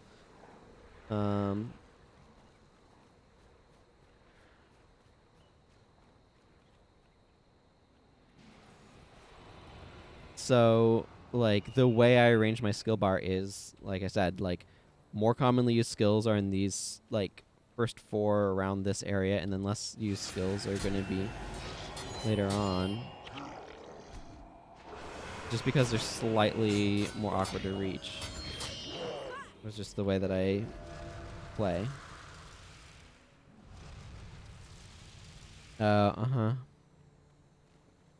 Yeah. And I don't know what the... Like, because originally, it kept your leftmost elite skill. And then they changed it to keep your rightmost elite skill instead. And I'm like, why would you do this? And I think what it was is that, like, for some reason, the ArenaNet developers who made that decision had just developed a habit of keeping their elite skill in the right slot. But, I mean, it also kind of goes with how they kind of revamped elite skills for the sequel, where they really looked at MOBAs, and specifically Warcraft 3. Like, Warcraft 3 has influenced gaming way more than I think is commonly talked about. But, because, like, MOBAs were born from Warcraft 3 and followed some of its conventions. But,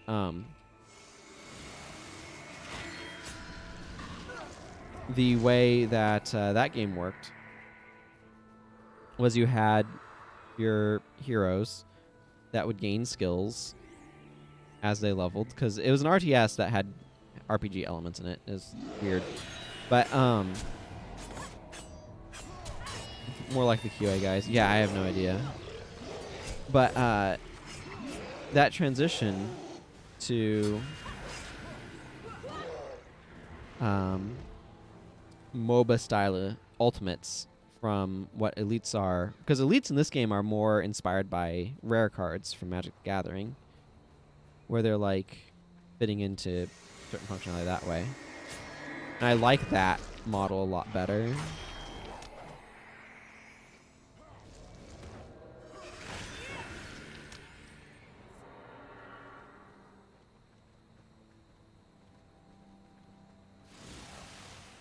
I mean, ultimates have their place, but the problem with ultimates is that then you start running into the elixir problem, where you end the game with 30 elixirs because it's never the right moment to use one.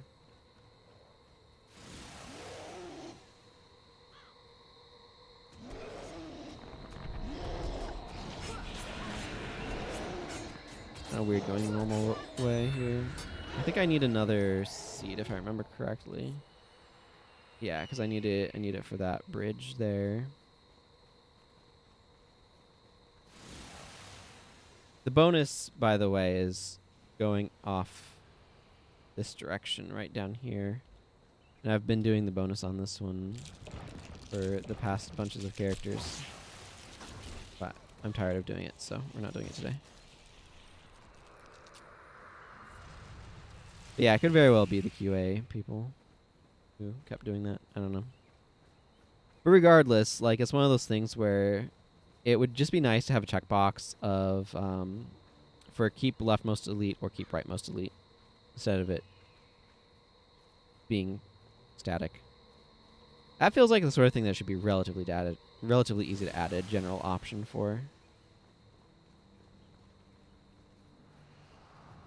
I mean, they've got checkboxes. It's a simple Boolean. It's one area, I would assume, where they do the check, so...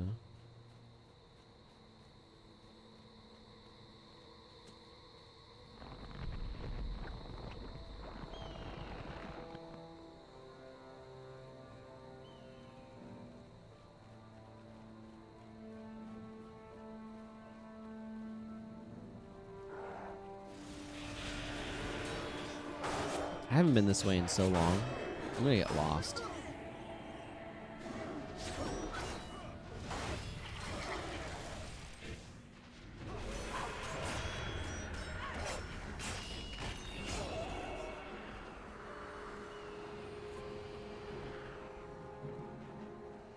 This makes much more sense than being able to select between local time and server time for the clock.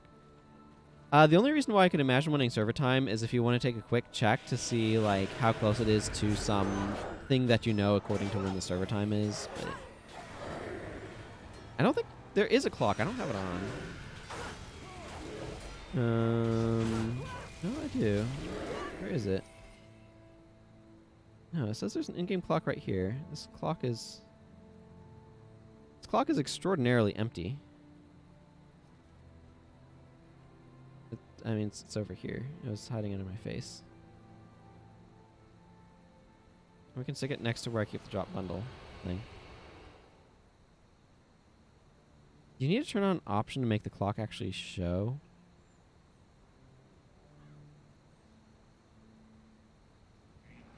It shows timestamps in the chat. That doesn't really matter to me.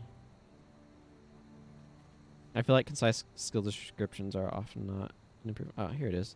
Why is this a drop down? Oh, because it's local time or server time. So that would be 12:50 p.m. and server time would be 7:50 p.m. Interesting. Where the heck is their server that it's 7:50 p.m.?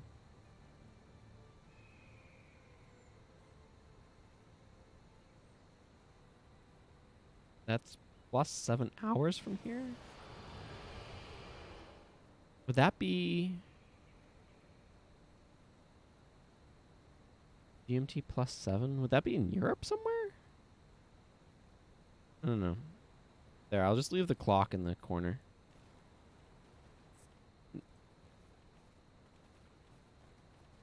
For anybody who wants to see it, right down there. So you know what time it is for me. I'm on ArenaNet time, I guess. GMT minus 7 right now. The daylight saving time, which I frankly prefer. Thank you very much. Look, I'm supposed to take you to the Bloodstone, but the mantle wiped out my entire party, and I'm not going back. Go on if you want, but you should know. The stone disrupts divine energy. Those killed on top of it take much longer to resurrect. Let's see. Do we know where the other 2 Bloodstones are? Because there's one here. There's one in the in Abaddon's Mouth, the volcano, and there's one in the Shiver Peaks where we go with Gad. Is there one in Ice Caves of Sorrow? Oh, by the way, here's his group. Here's the entire rest of the scout party that got killed. If anybody's wondering.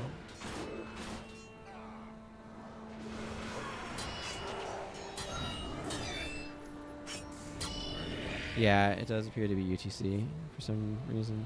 That makes sense. Because if I'm GMT minus 7, then it would be just GMT. I think GMT and UTC, are those the same thing? But I always like this little detail. So probably Ireland. I mean, for having to go across a country and an ocean and back, I'm getting pretty good ping.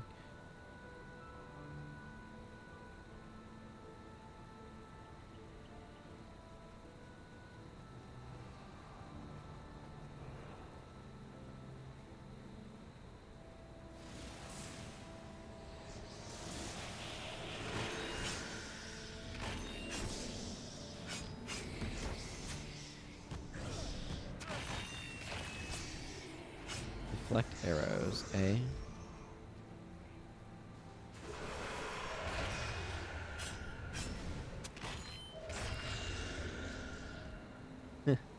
What's the long answer?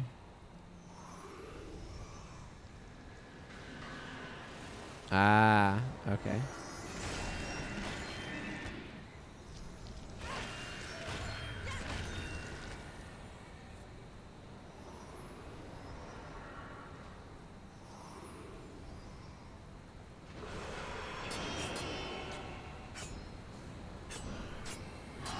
You're supposed to cancel Watchful Spirit when you do that.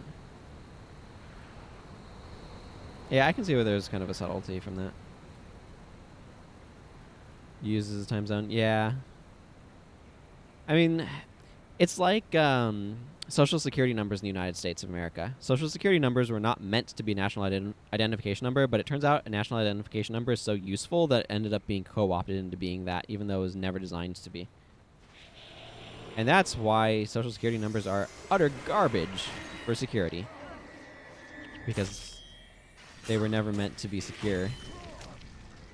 And they function as both a username and password in far too many scenarios, which is absolutely atrocious.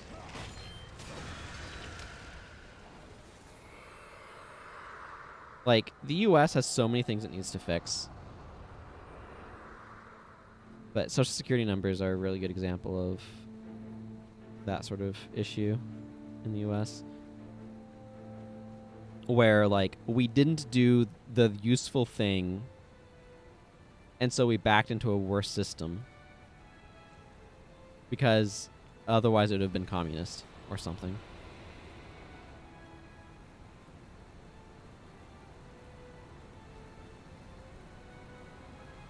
Well, Social Security was not about, like, I mean, it's about financial security. Not, we'll go fight that thing. That's the sort of security it's referring to. But, like, because, again, the idea of Social Security is that it's basically forced retirement planning is effectively what it is. But you can make numbers that are more secure. Or, like, IDs that are more secure than what Social Security is. And again, it goes back to, like, Social Security is both an identifier and is basically a username and a password, and that's just terrible. Mm-hmm. Once you grab the second seed, a bunch of moss scarabs spawn. I'll let my team deal with that problem, though. It's like our healthcare system as well. Like, in the United States, part of the reason why our healthcare system is so screwed up is because there are wage caps during World War II, and so in order to be able to entice employees, the benefits package was invented, as far as I understand the history of things anyway, in order to kind of get around wage caps. And then that's how we ended up making our healthcare system employer-based insurance, which is absolutely atrocious as well. But if we get into politics, I just have nothing but a long string of rants about how everything's screwed up. And we can't fix any of it very effectively. Because it's like the fundamental processes that are messed up.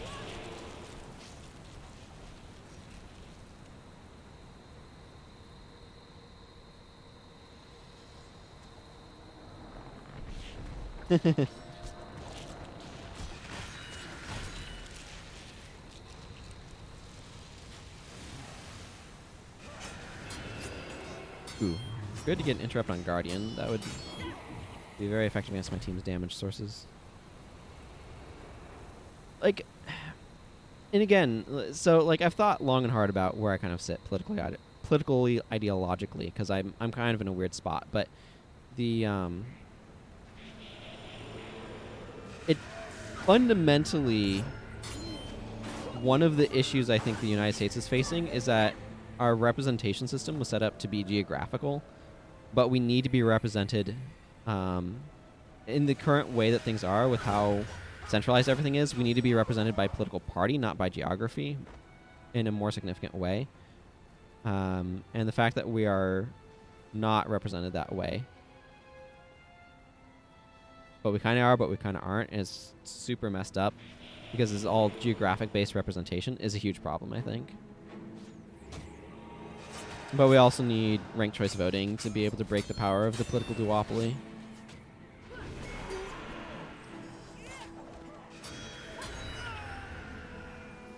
Because the Republicans and Democrats need to actually have valid competition, and ranked choice voting, and it makes that possible.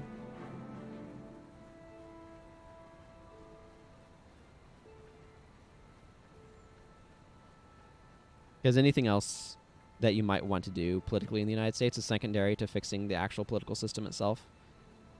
because you can't actually accomplish anything when everything's is choked up as it is. Okay. Go enjoy the pool. Thank you for dropping by. I appreciate it. I wanted to say both stopping and dropping, and I got some other word entirely.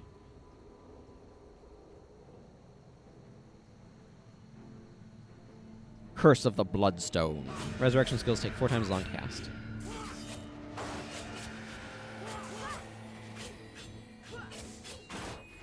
Okay, I need to cancel that. Hey, Abbott, could you maybe stop doing things? It's dropping, exactly. Thank you for dropping by.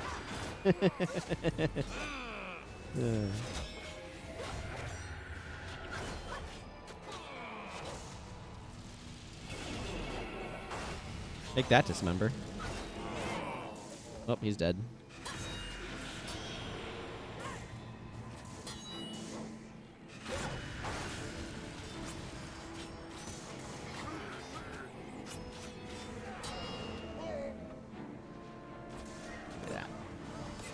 I still need to make a pinned link emote.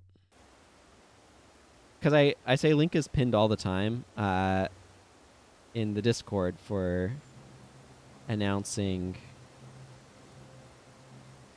you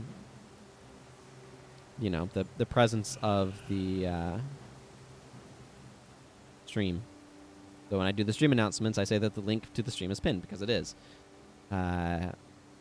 That means there's ample opportunity for some meme material. Okay, how does demigods... Okay, let's follow these guys. There's so much room for a lot more quests in this area. I'm really sad that there weren't more quests in the Meguma Jungle. This is... there should have been a lot more quests in the Henj of Narabi area, basically is what it comes down to. I don't think it makes sense to have a ton of quests beforehand, because a lot of it has a sense of, like, we're fleeing the White Mantle, and they need to keep sort of the tension up. But Henj of Narabi should have been the origin point for all of the Shining Blade related side quests, I think.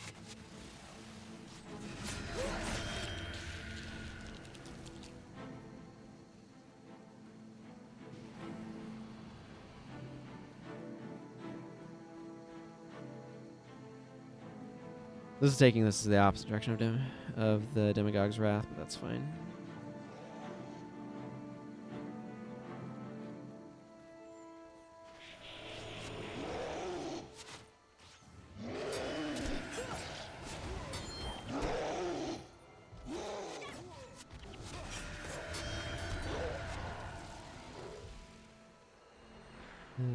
How do channel memes develop?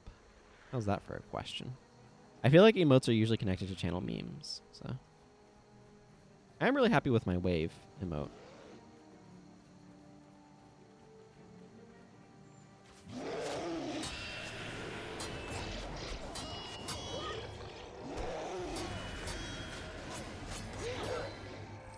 Yeah.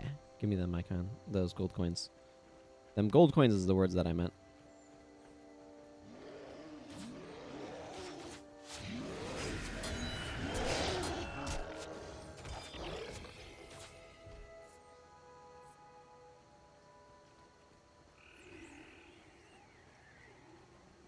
Now you can see a Alari double blade there, but actually getting to her requires you to come from that side. So you actually have to go around this entirely different path to be able to get to where Alari double blade is. Very awkward and inconvenient. Which is kind of a summary of the Meguma Jungle at large in some ways, but that's fine.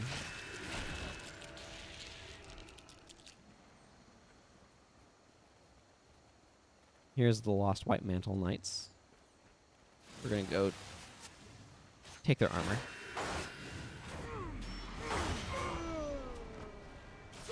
White Mantle Knight armor is really cool. It would have been kind of neat if you could...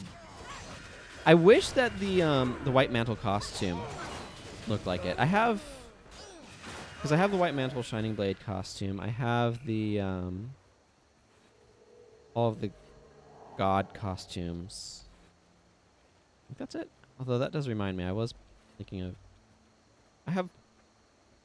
I think I have all of the headpieces now as well. That's all I needed to do for this one. The 5 ruined. Hello, Y2KY. Good to see ya. Okay, let's go take this ruined armor back here. Hope you're doing well today, Y2KY. I remember everybody freaking out about Y2K. That was a while ago. Nothing really came of it, but that's because everybody knew it could be a problem, so they fixed it. For those who don't know what the Y2KY thing was about, everybody was freaking out that suddenly computers wouldn't know what dates were anymore. Because everybody had been doing things based on the last 2 digits. So it's like, oh no, you need to actually store the full date. Because you need the first 2 digits as well. Otherwise, like, oh, now it's going to assume everything is 1900 instead of 2000. And somehow that was going to make everything break.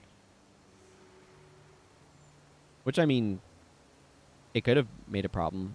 But because, like, everybody knew that it could be a problem, it wasn't, you know?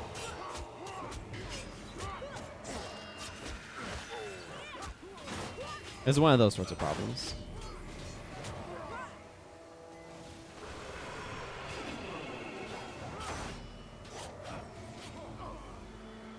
But that didn't stop people from doing a bunch of stuff like buying excessive quantities of MREs like my uncle. You've had a busy spring, job, and moving to another town. Hope I'm doing well. I am doing well overall. Thank you for asking. I got completely confused about what day of the week it was at the end of my Axiom Verge stream, or the Axiom Verge portion of my stream yesterday, though. That was amusing. But yeah, I had my birthday yesterday. Talked about Guild Wars 1 design stuff from the observations and things from the lore playthrough. That was really good. I enjoyed that. No, you got me. Ha! One of my heroes had protections. Thank you. And it was a good birthday. My mom made a homemade strawberry cheesecake. It was delicious. Probably have another slice as part of my lunch after the streams today. So, good times overall. Sucker is one of those skills that you don't see used very often. I think it's one of those skills that's actually somewhat reasonable on like a warrior or potentially a particularly adrenaline-heavy dervish. Just slap that on your monk or something. But the AI is not great about maintaining it. I really wish that we had something akin to the Final Fantasy XII Gambit system for the heroes in this game. If I made a single-player version, I think that's what I'd want to do.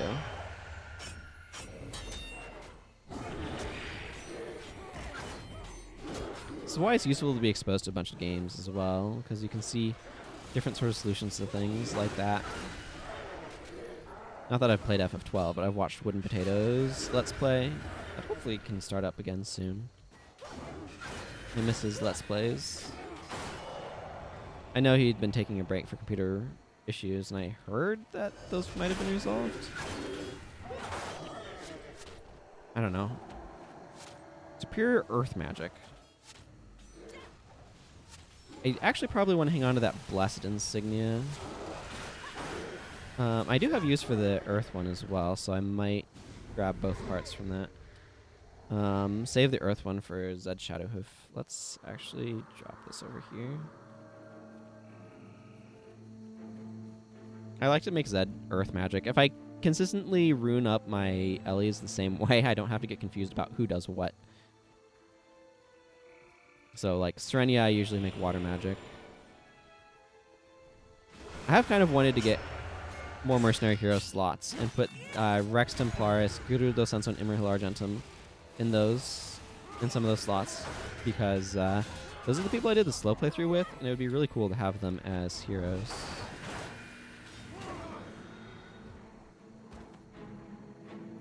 But I would have done that actually, and this character would be having them if there had been a sale, but there was no sale this year on that stuff, so.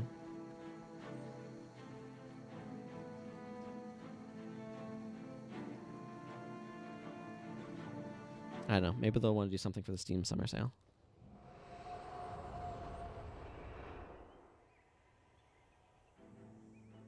That's a gaming tradition, right?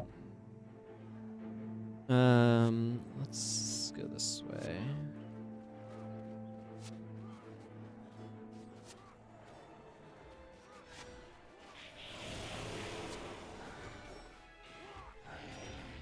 There's a protector around here somewhere, is there? Maybe not. Okay. Where'd that... You had an enchantment. Where'd that come from?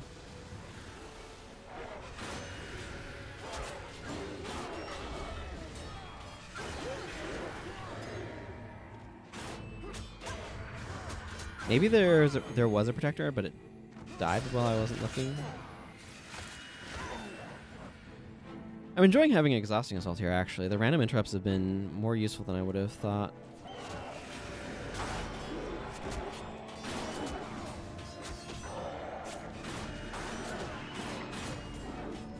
Don't know that I want to do Deep Root's quest chain.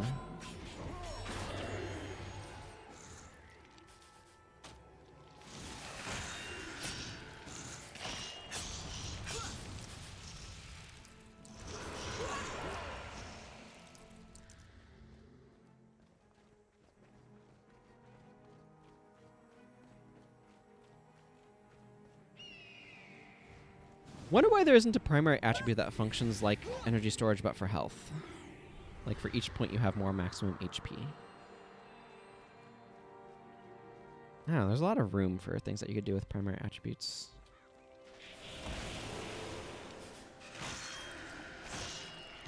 So many of them are just energy management variants.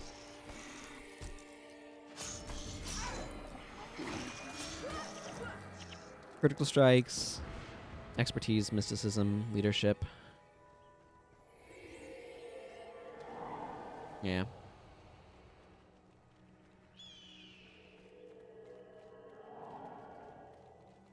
That's what, like 40%?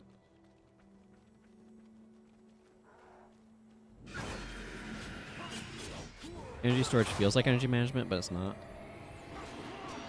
You know, that's confusing.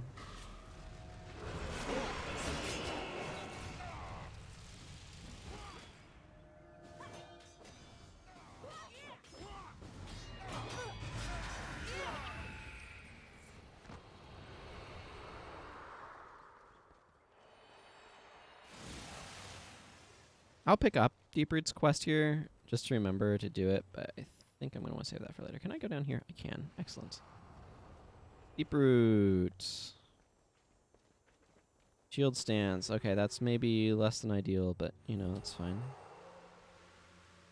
We're going to grab Urgent Warning here. Helping Hand is not necessary to do. I don't know. You're supposed to do Helping Hand before Urgent Warning, and I don't know how it ended up kind of messed up that you don't need to. Feels a bit weird.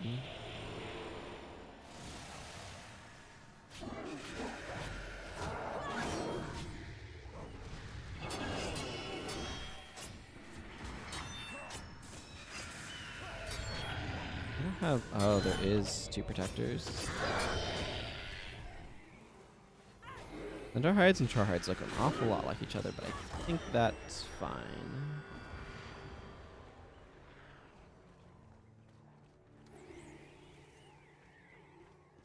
Okay. Excellent. I'm gonna get over to Aurora Glade here. Should be able to do that. Don't know about Riverside Province, but we should at least be able to get there before switching over to Axiom Verge.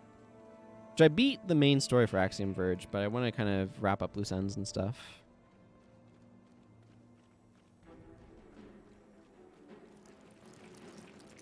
But I beat the main story yesterday, which is...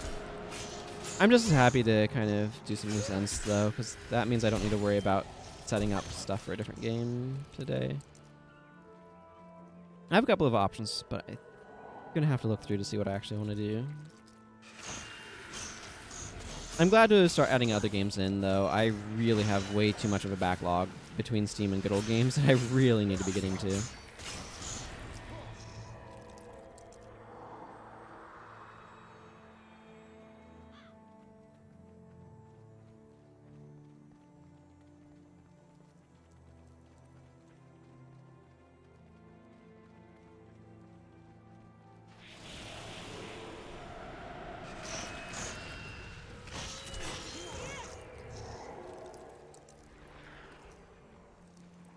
Talcora should be leveling up soon.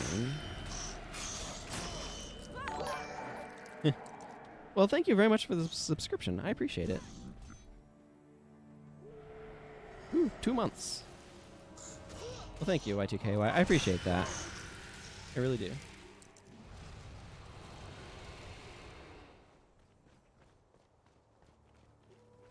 All right, let's... I mean, it's just a matter of walking there.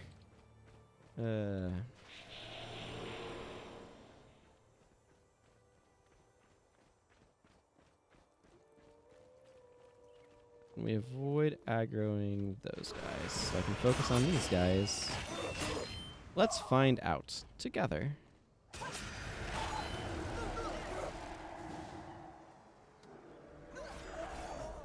The answer is yes. Huzzah.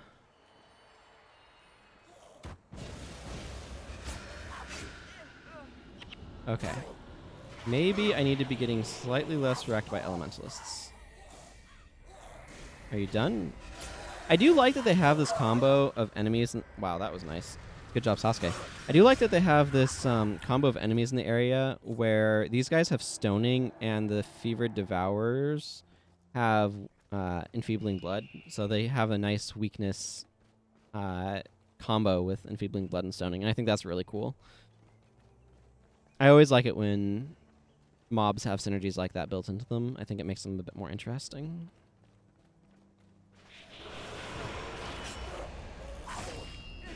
Also, these guys having Whirlwind and Aftershock, as well as the ability to knock down with stoning if Devourers are around, is really cool.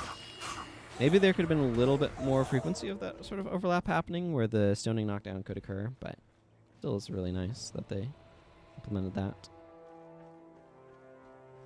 I think mob design for a game like this would be a lot of fun to do as well.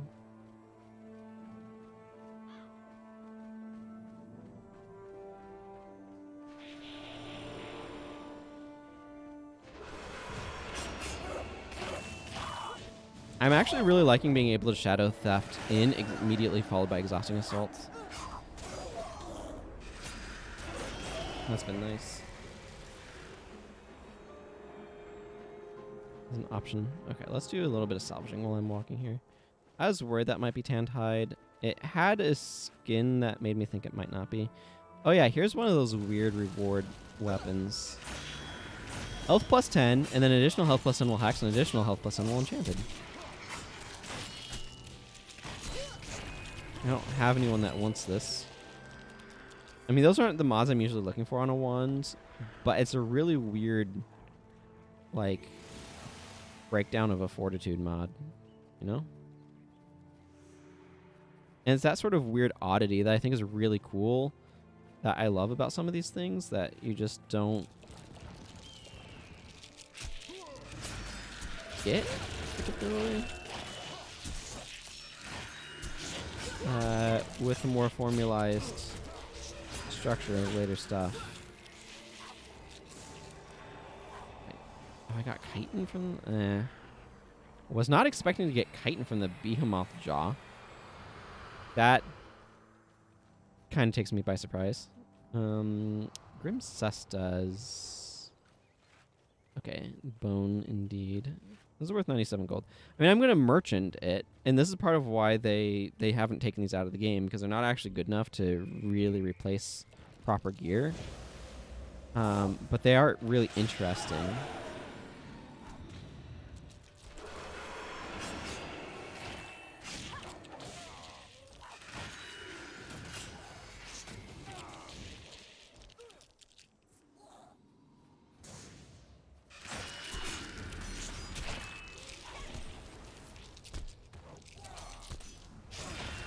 I kind of wish there was...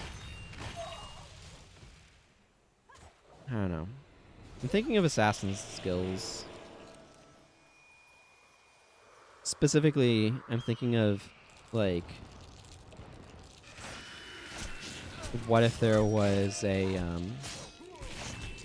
skill kind of like Exhausting Assault, a dual attack that's like, instead of causing exhaustion if the foe's casting a spell, that it would knock them down. Kind of like a psychic instability.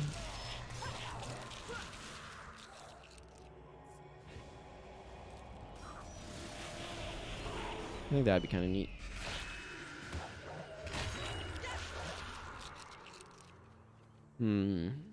Now, an interesting question is if I want to go with a different bar here, I could see switching over to Flashing Blades and something more defensive for Aurora Glade, because like likely to be kind of tanky. Yeah, no, I agree. Banana Scythe is one of those things where it's like there's nothing. It's just a weird skin. You can get a green version. I believe there's a Malix Scythe that has the same skin, but is actually like,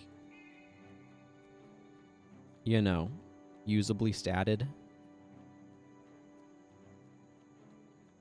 But I like these weird... And this is what I kind of wish greens had stuff like this going on.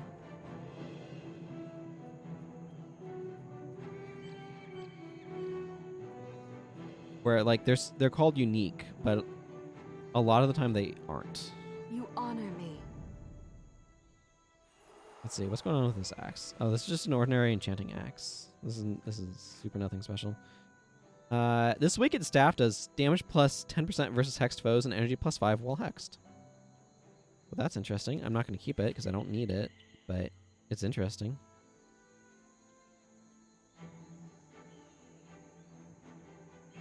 Again, I don't know what I could possibly need a bunch of chitin for. And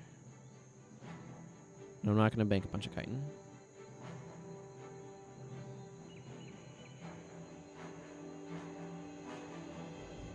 It'd be kind of nice if this game had a few more specialized storage tabs. Okay, where is the merchants? There they are.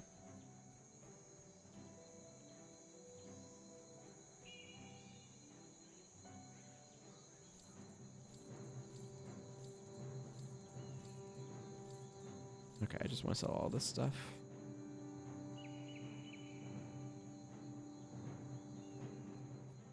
It's interesting, though, with some of these Prophecy Quest reward weapons, they're usually worth around 100 gold, so that's actually like a 200 gold reward if you're identifying them before selling them.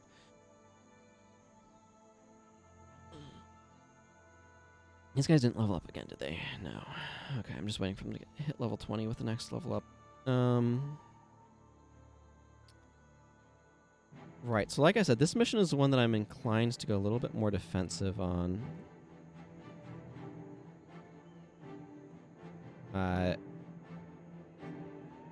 Ash is probably a good idea still. Let's see, I'm probably gonna want Death Blossom, let's be real about that. But Flashing Blades is probably a good idea. Shroud of Distress is probably a good idea. Let's grab Death's Charge. And Caltrop seems prudent.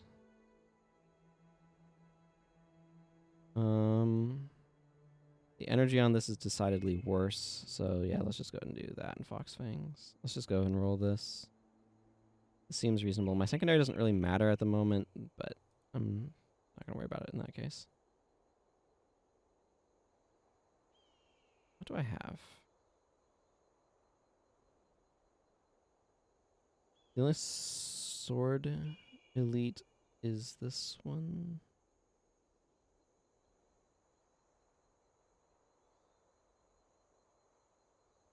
I could go Soldier's Stance on costs. If I did that, do I have to the limit, though? I have Fear Me, but Fear Me requires a bit of build-up.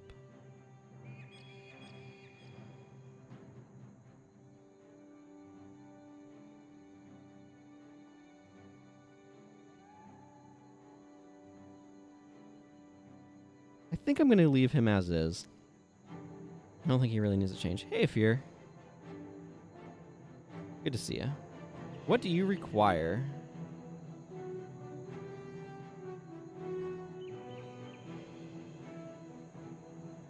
Good question.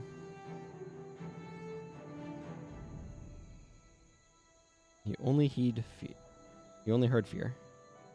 Ah. I don't remember the sentence. I was talking about how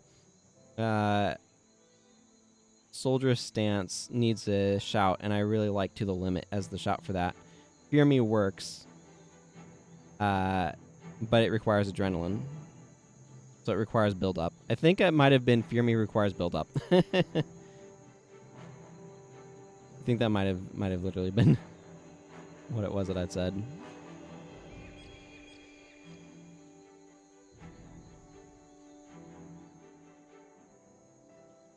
Let's see. I think Sasuke's fine. Do I have any other fire magic that I prefer? I mean, the answer is yes. If I had Rod Quartz Invocation. I do not have Rod Quartz Invocation. Therefore, I'm probably going to continue to... I don't want too much Overcast stuff, and I think I want the Breath of Fire's AoE.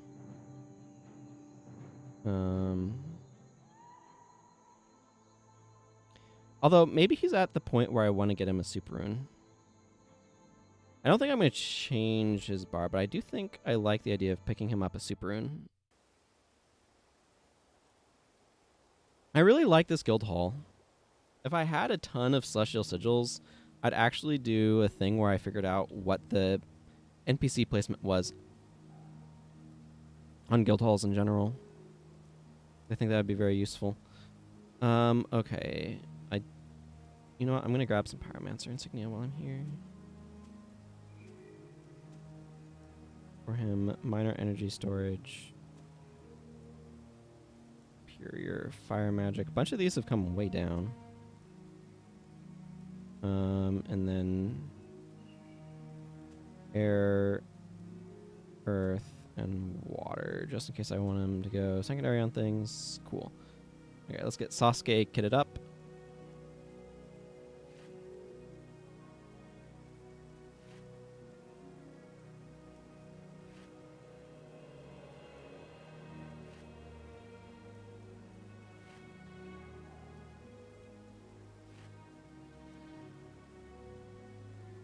And then the rest of these can just go down the line.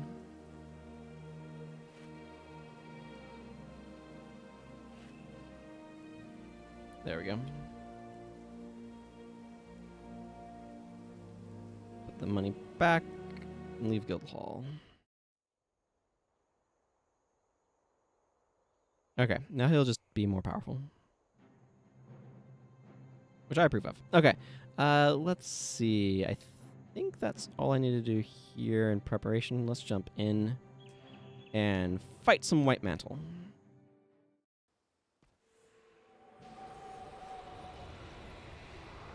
See how quickly this mission goes. Probably get to Riverside Province and then switch over to Axiom Verge.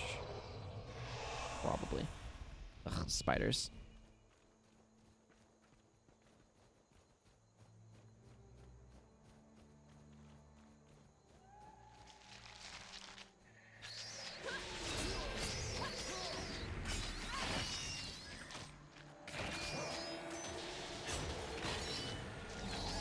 Yeah, I'm definitely less offensively focused with this.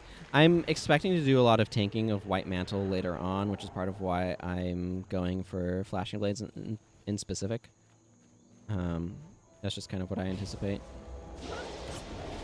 And also, Caltrops is going to be good for helping stop the runners.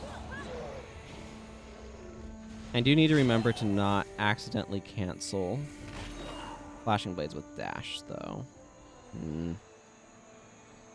Maybe it would have been good to have grabbed the Dervish. There's a Flash enchantment in no attribute under Dervish. That's a move speed buff. That might have been a better choice than Dash, just from that standpoint.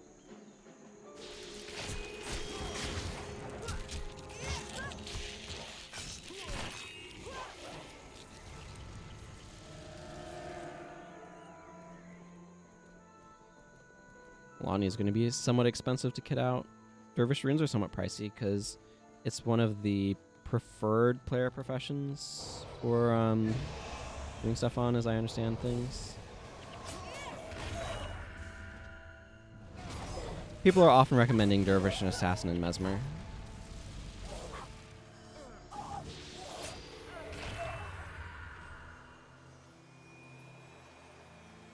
Which I think are perfectly fine professions. I like all of the professions to varying degrees.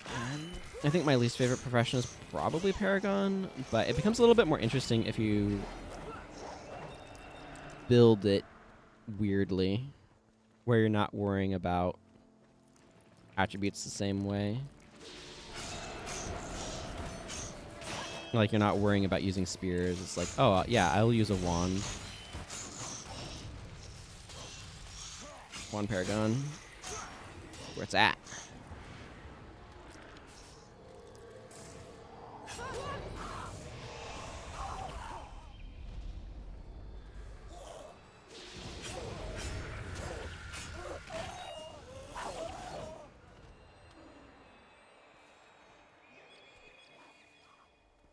I think I need to go over this way.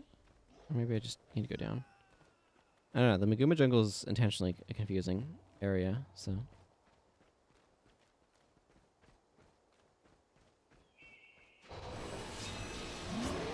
Well, those white mantle got absolutely wrecked by wildlife. Although, in their defense, they did almost kill these Thornstalkers. Looks like it might have been a Savant and a Scout. Sycophants use a different skin. Yeah. Savant and Scout. Holt, the Iron Boot Heel. How'd you like your... Oh, what are those? Eponym? Is that an eponym? I don't know. Huh. Okay, well, I'm getting a lot of superior runes as of late. Really? What's with earth magic?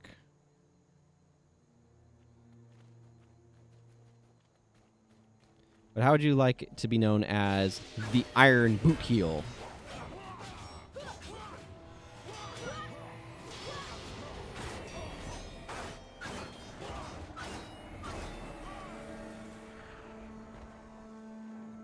Okay, Druid, give me this shiny rock. I need to stick it in the thorn pedestals. I think that this is one of those weird missions where doing the bonus is actually a little bit easier.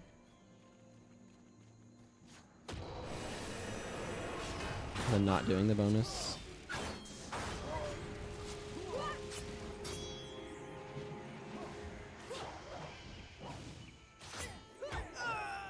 Because when you do the bonus, tell your ancestors you're defeated by Koss.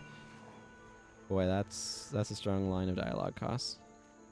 But when you do the bonus, you wipe out all of the white mantle, and so they can't actually run anymore. Because they don't have anybody to do the running.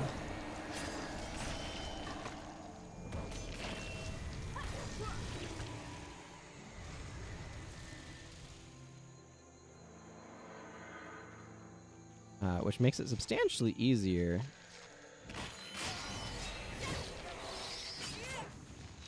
to win. Because the white mantle literally can't anymore. It does require doing a lot of fighting of the white mantle, though. Okay, this person's a little bit out of our range, so let's ignore them. Our Chot Storm Singer, that's a Wind Rider, but, you know. Let's ignore them.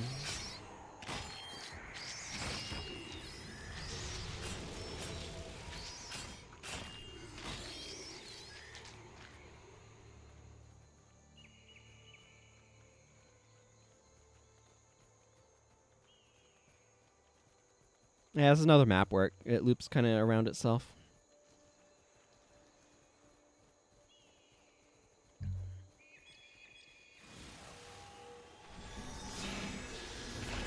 These guys don't have much investment in domination magic.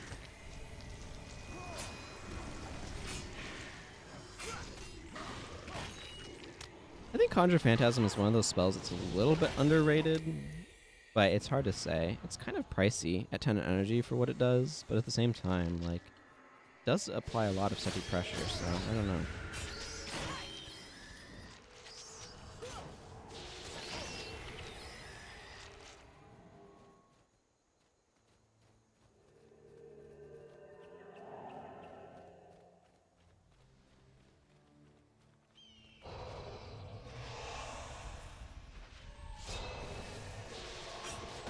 Yes. Waste your time applying Judge's Insight.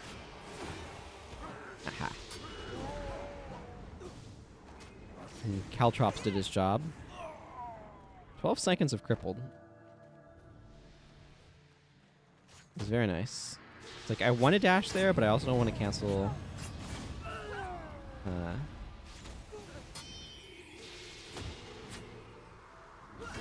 Clashing Blades. Excuse me. Okay, that's too many savants.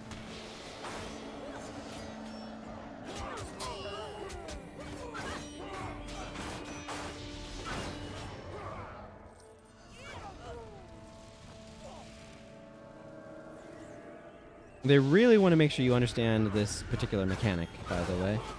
It's very important to them.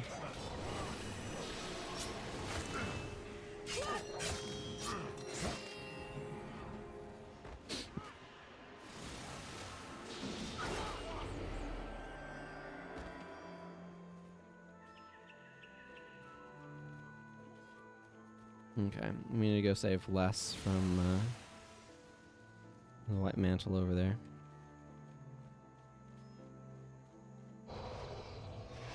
Theoretically.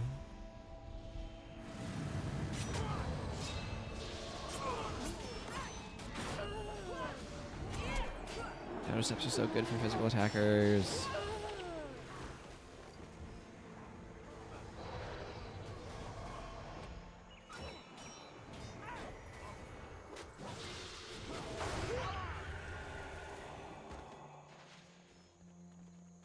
Les Longbow actually doesn't fall under attack until you get somewhat closer, by the way.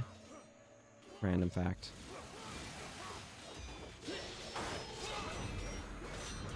You do need them alive, but to give you the bonus.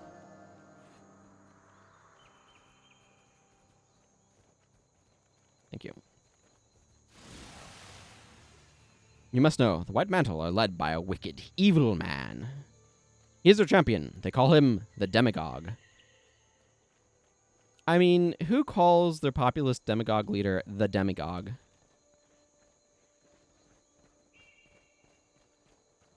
That's such a strange choice.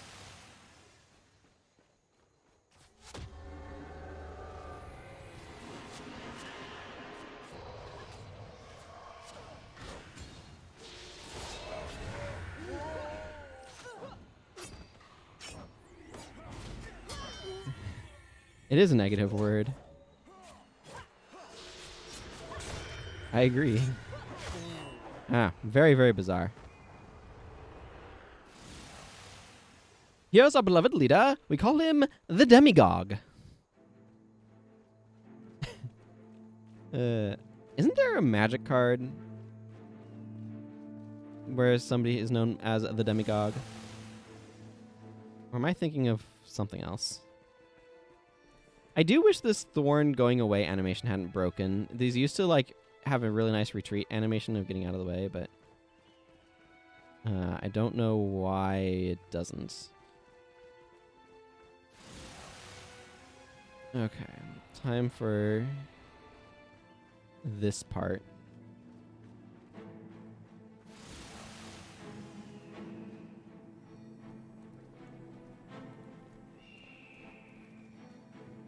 Your heavy weapons elf.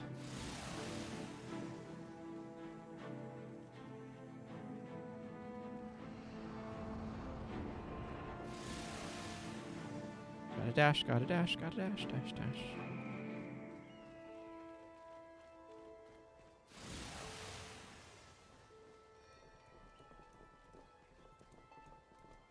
Okay, go back to the White Mantle stronghold, of which where there are limited quantities of White Mantle.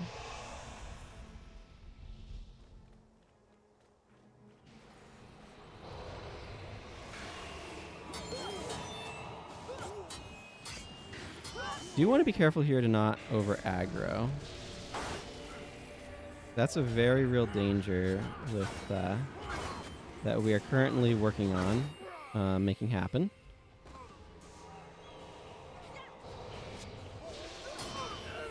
Well, of the profane, okay, that's less than ideal. Pull back, pull back.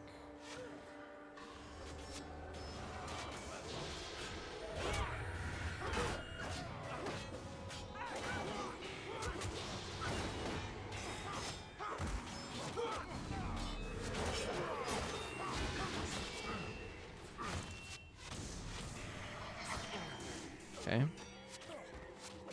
Stopping their runner is a really good idea. Tuskay just got his butt handed to him.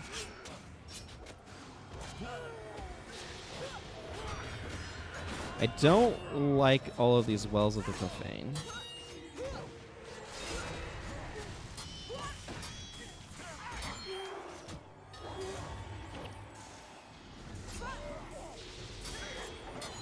We're actually just doing a fine job of just absolutely destroying these.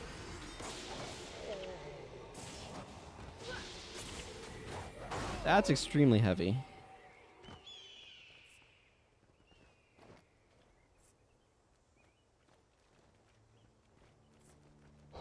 I don't know where this White Mantle Savant thinks she's going. Well, we got through those a lot more cleanly than I would have thought, given that we aggroed all of the White Mantle at once, it appears. Also, for some reason, the Demagogue is only level 16. Which always has kind of amused me. It's like, really? This is their big champion, a level 16? Like, not even level 20. It just shows Demagogues don't have to be that impressive in terms of their actual capabilities. They just have to talk well to the people that they're demagoguing.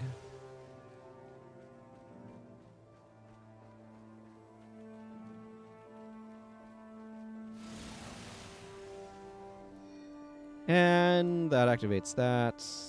And we pass through this crystal. Huzzah. Well, that was a fairly smooth Aurora Glade.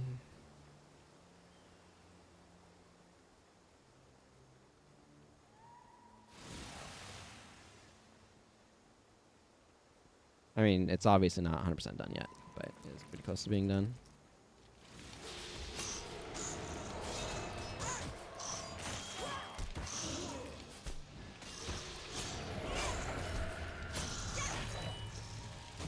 Thorny Carapace. Caltrops was very helpful there, by the way. Very snaring. So was Dash, actually, for catching up to the dudes. Yeah, there's the Shadow Enchantment. But I got my Golden Lotus Strike off before it got shattered. Which is important, because that's how I get my energy.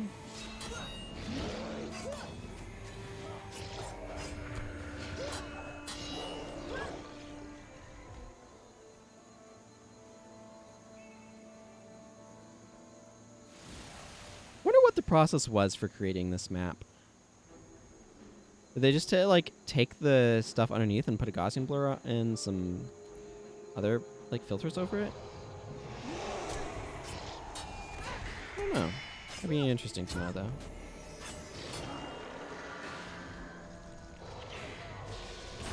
My Shadow Step got interrupted.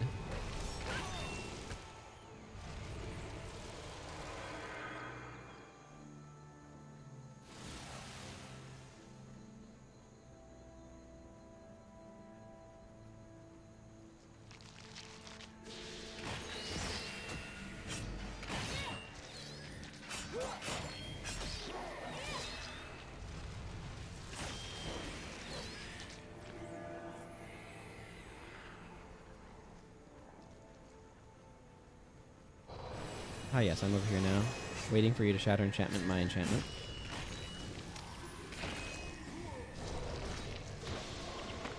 As expected. As expected.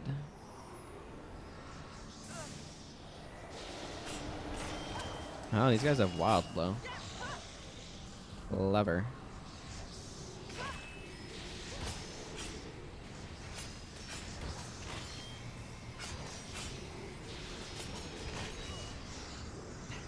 Hatchet. Reminds me of some random book.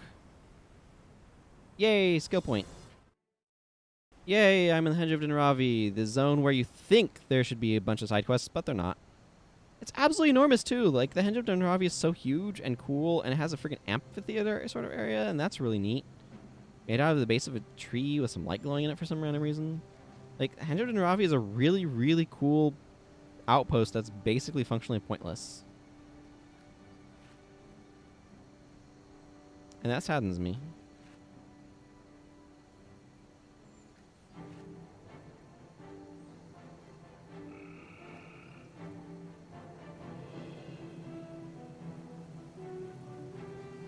Yeah. So here's Shadow. Shadow has the primary quest. And here's Master Scout Kiera with skills. Oh, look, that's a quest, right? You honor me.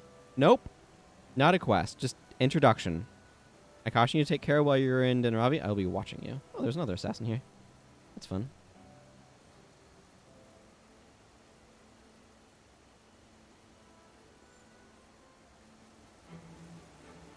You honor me. And can teach me a bunch of skills, like crude swing, maybe. I don't know. I'm not buying anything right now.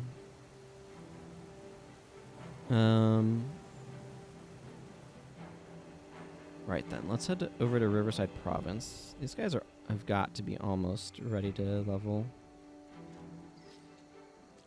I don't need this bar, though. Do I want to go back to... other one? You know what? Go with Seeping Wound and... Way of Perfection. Caltrops is still nice, though. This really wants... Do I have... No, I think that's an Eye of the North skill. I'm talking about Golden Fang Strike. That does a deep wound if you are enchanted. Which would have nice synergy with Seeping Wound. Actually, if I want synergy with things, I should go with Sharpened Daggers instead of Way of Perfection. Yeah, we'll do this. Seeping Wound is really expensive, so that's why I'm using Golden Lotus. I wish Henge of Dinravi had a lot more going on. Also, you can pick up these marking webs if you want to clutter your inventory with marking webs for some reason. Got our secret orders from Avenia. I have lots of memories of following Carlotta. There's not a real need to do so, though.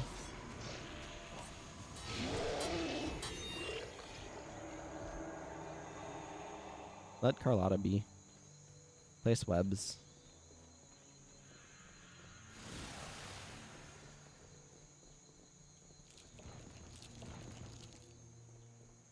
I think I want my bar to be something more like this.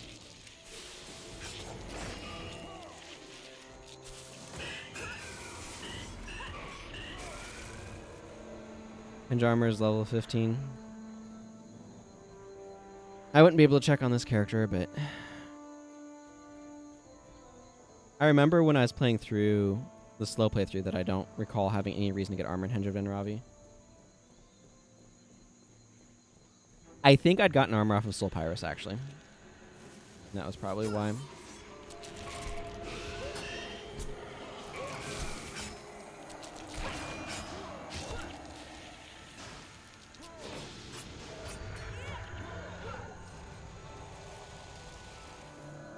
Because Soul Pyrus has much better armor. There used to be, I think, a +5 energy sword that you could get in Henge of Dinravi, and then I think they stopped that because, I don't know, times were weird at that point.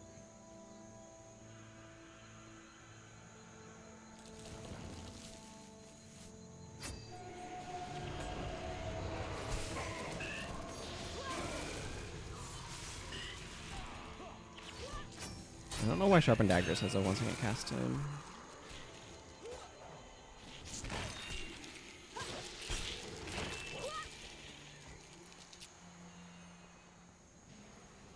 There may be, in fact, be a boat in GW that can float the Druid ship. Yeah, because there is a... Oh, we have favor right now, don't we?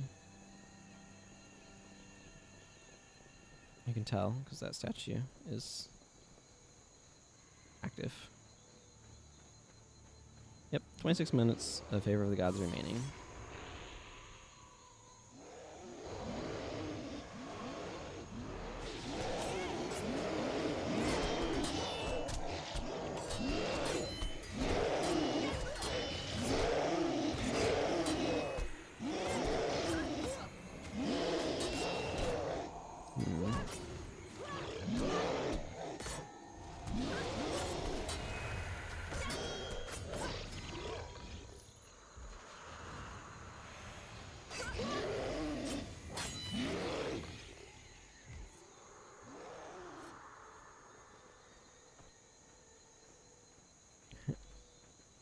Yeah, I know you're talking about their boat design being pretty terrible.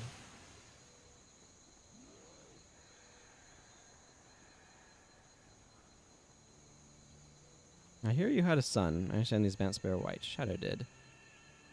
We can leave anytime. Into Riverside Province we go.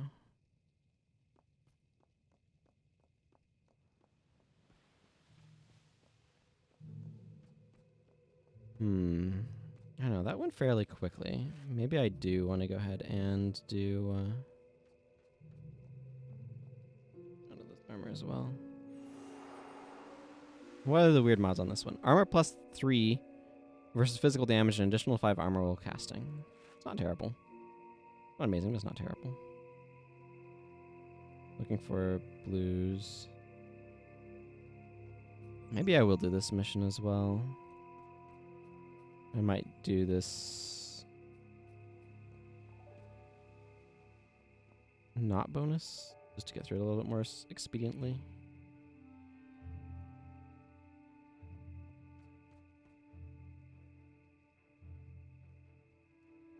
Oh yeah, it's got a lot of stuff going on there.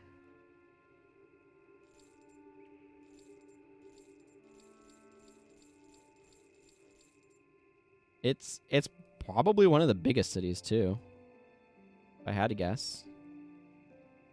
I'm gonna go ahead and get another ID kit just to have on hand.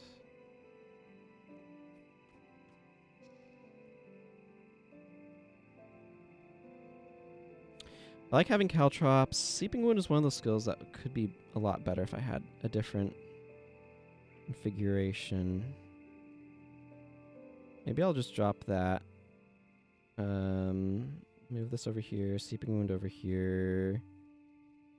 Critical strikes. And jagged. And roll with that one. Okay, let's go ahead and do the Riverside Province as well. I think I'll go a little bit shorter on Axiom Verge today, just because it's wrap up stuff. You might be correct on that one. I'm not sure.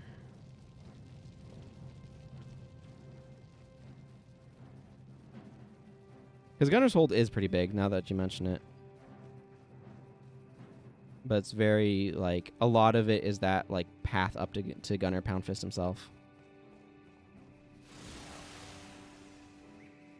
See, last time I did this, it took a very long time. I would like that to not be the case here.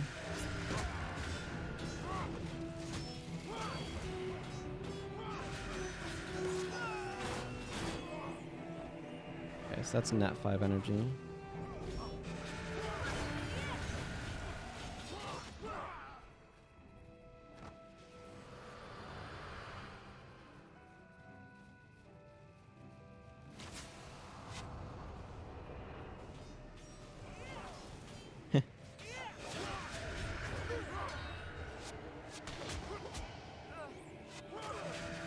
Guys having a bad day.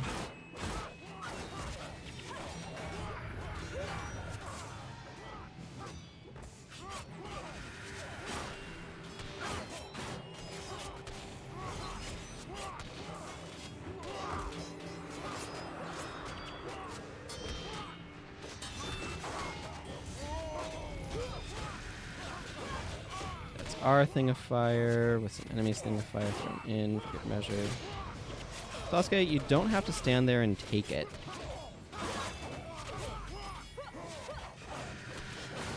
I mean, I guess you are, but...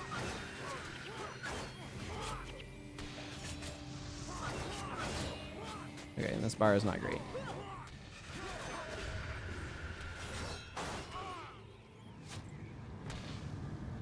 Ah, yes, you can stop that now.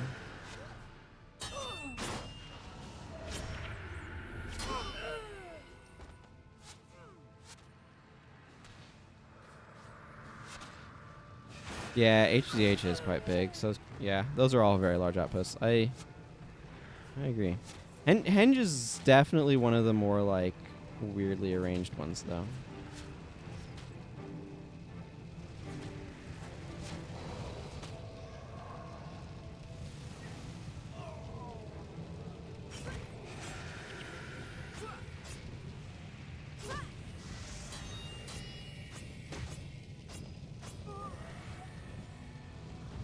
Okay. Yeah, I think if I wanted to try doing something like this, I would want to actually drop Caltrops and Death Charge and go straight up critical strikes to 13. This way. I'm going to try to do the bonus. I'd like to have it done. And we seem to be fairly capable as a team, so like that as well.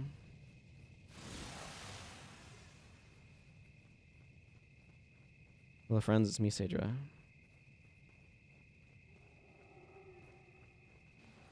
Would you please open this door?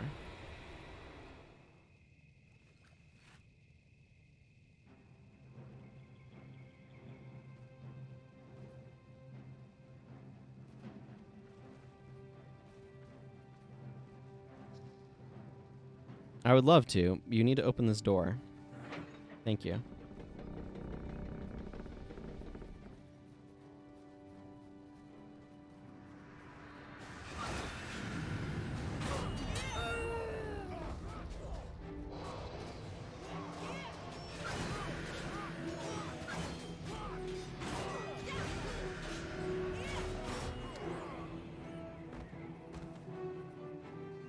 What do we have here? There's an abbot, a couple of sycophants.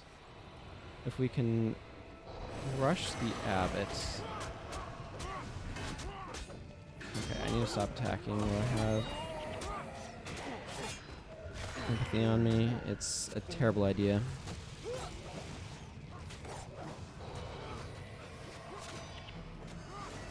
This is one of those spots where applying crippled really helps mitigate damage to my team, so.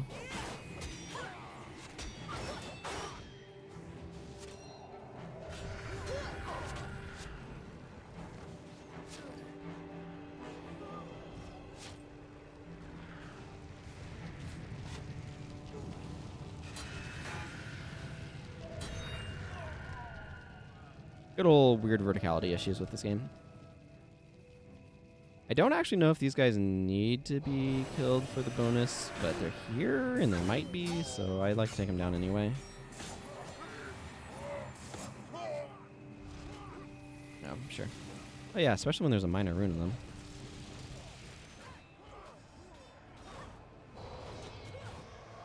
them. Good old none shall pass.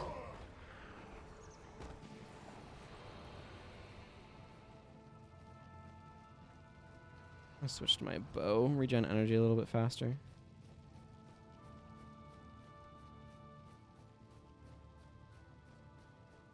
Let's go to this bow.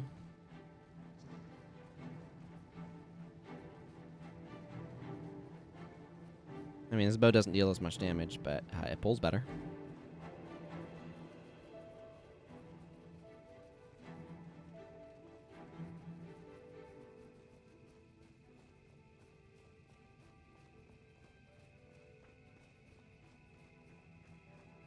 Batman Who Laughs versus Adam West Batman. I don't have any familiarity with either of them. Like, I have a little bit of familiarity with Adam West. Only very little.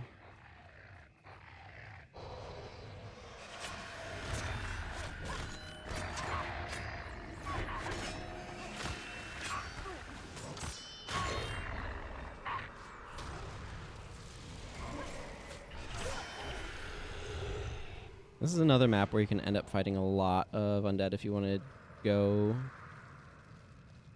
the right paths to encounter them.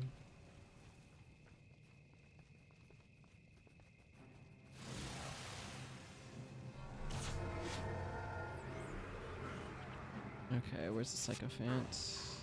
Here they are.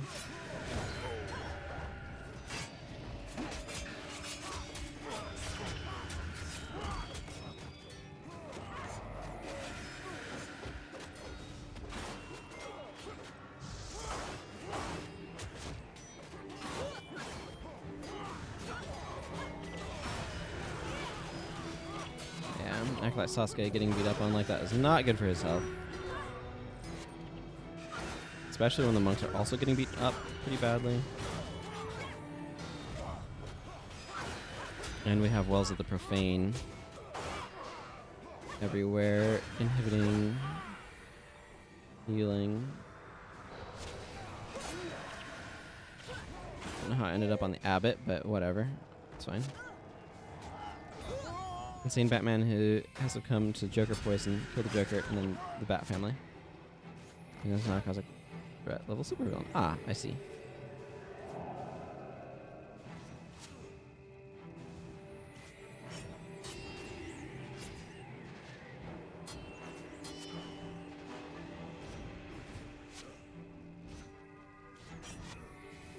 That would cause problems, yes.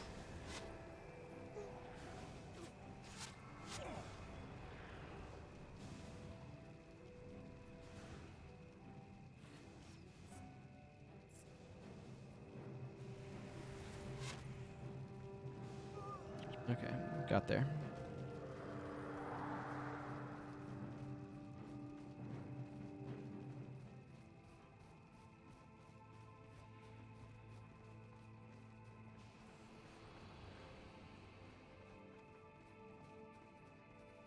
I think they have inspiration from that character in Batman Arkham Knight.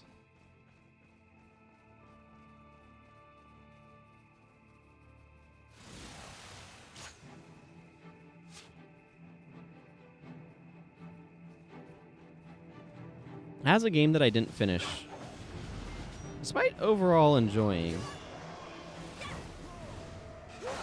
because I really did not like the Batmobile, and then there's a boss where you have to be racing the Batmobile.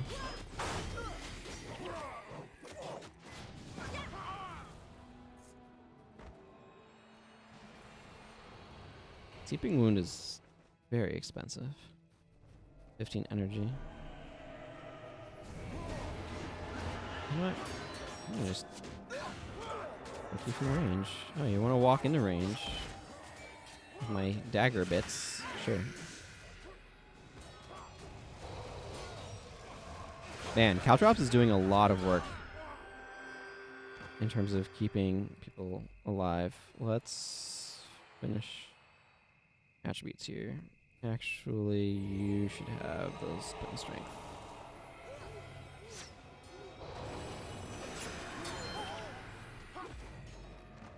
I've been getting a lot of gold suddenly.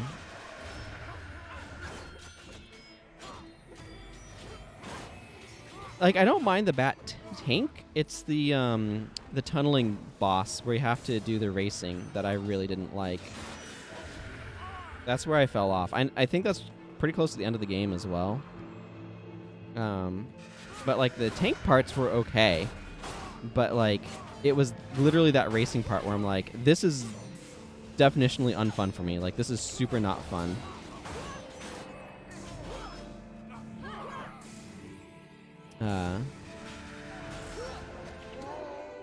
And I didn't enjoy being told that I had to do it. Really is what it kind of comes down to.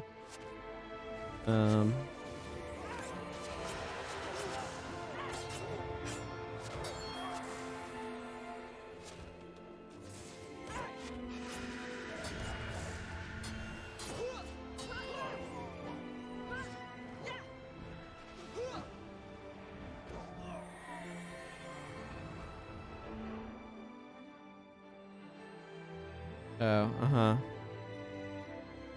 Yeah, I'll agree.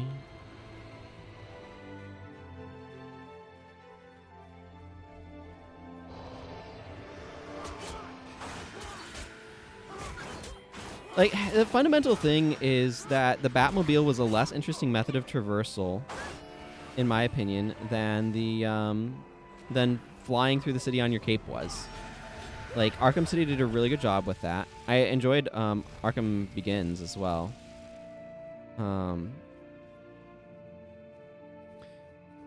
But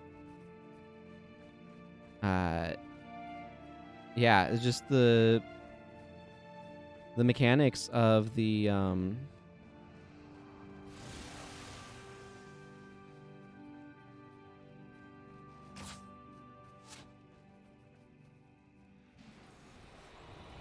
car was just not interesting. And the thing is, I don't really care for driving in games. Like, you'd need an actual, like, wheel to make driving in games feel good, in my opinion.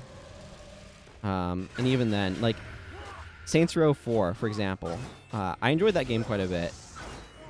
But that was, like, getting away from the car and having super speed.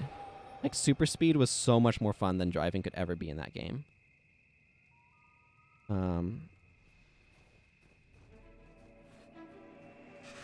So.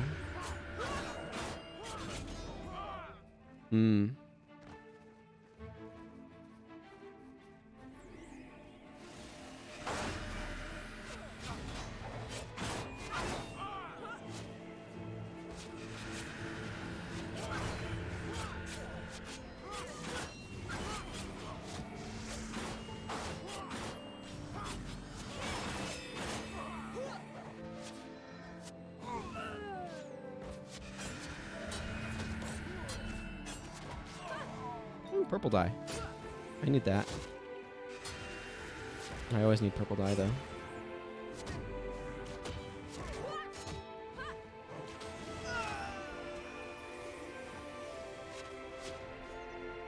Magic grappling hook, an infinite parachute backpack, a flying squirrel suit, guns, and a mission to make everything explode.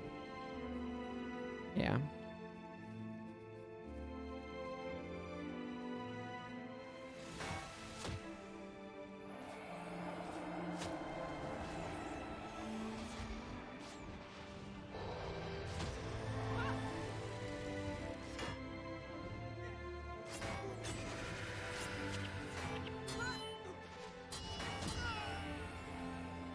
Oh, good.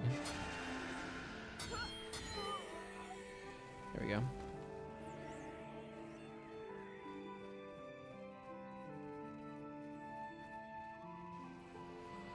Action move of the game, everything can does explode. Yeah, exactly. I do need to hit up... There's another watchtower down in there that I need to hit up. But let's go get the Scepter of Orphan Dynus first.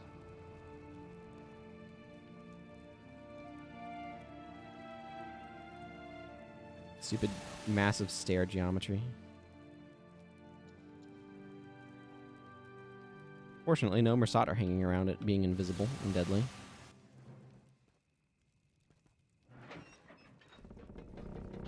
Like they would.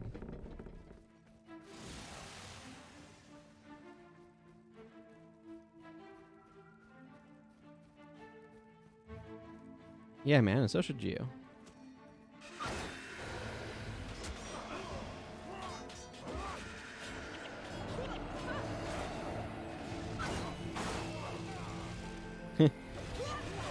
We'll get revenge, eh?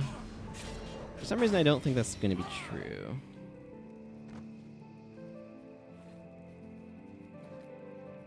Okay, at this point, the main thing is making sure I don't miss a random watchtower that I then have to run way back for.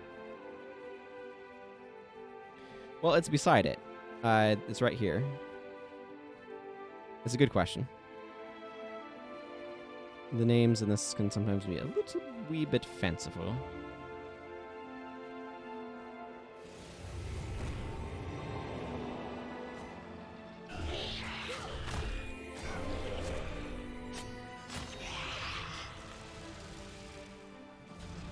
I do like it that this mission basically has two routes, though. The secret route involving the undead, and the main route involving a lot of white mantle.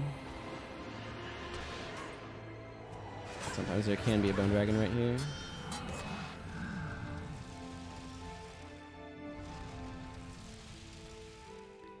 Yeah, it doesn't quite feel Riverside, does it? I'm gonna leave the Scepter of Ore just sitting here while I go back, because there should be... I think there's a watchtower I missed this direction, and I want to make sure I go get it.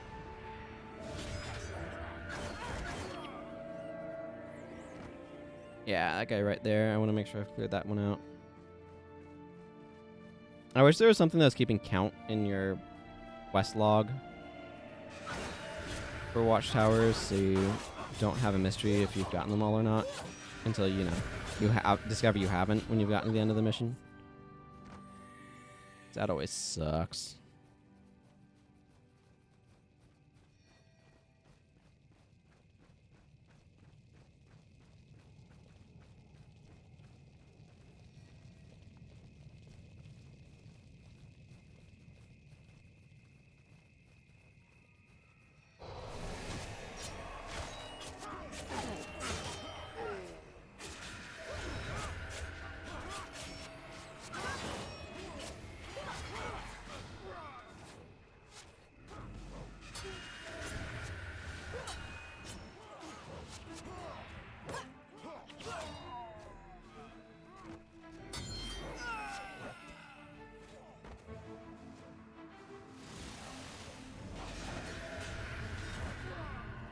Yeah, I know the Scepter of Ore is over there. We'll be going back for it.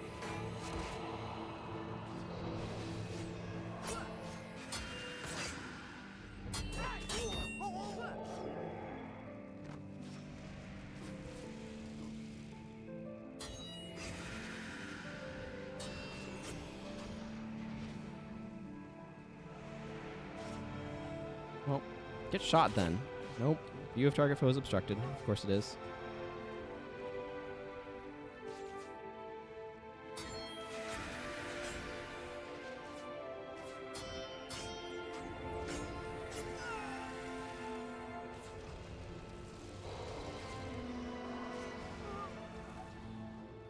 There we go. I don't know that we need to take down these guys over here, but I'm going to take them down just in case we'd need to. I'd really, really, really, really hate to have to come back to kill these guys if I did need to, and I just chose not to.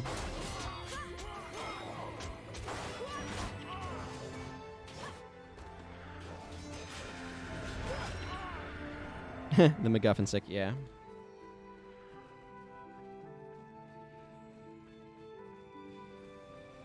Pretty accurate description of the Scepter of War.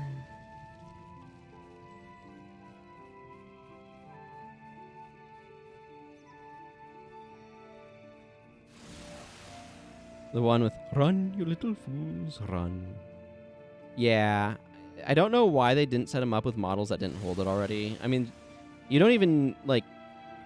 That's not the only example of that sort of thing. Vizier Kill Braun is clearly holding the Scepter of War before you give it to him in the, that mission. How long has this taken so far? 20 minutes? This is definitely a longer mission if you're trying to kill all the watchtowers. There's just a lot of enemies to take down.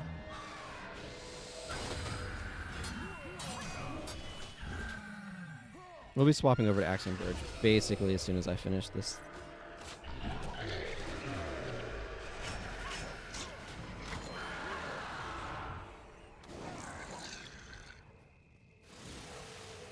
I mean, I'll always take a short break then, but...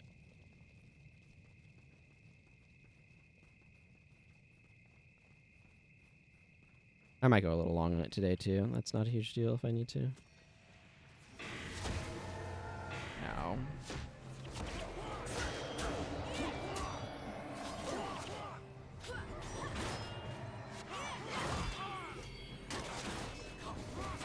Okay, I need to stop attacking through empathy.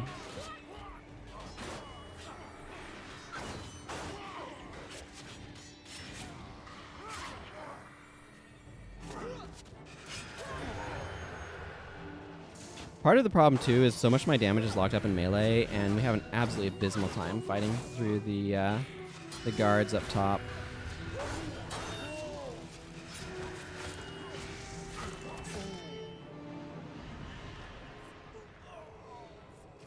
It's definitely something I'm running into as a problem.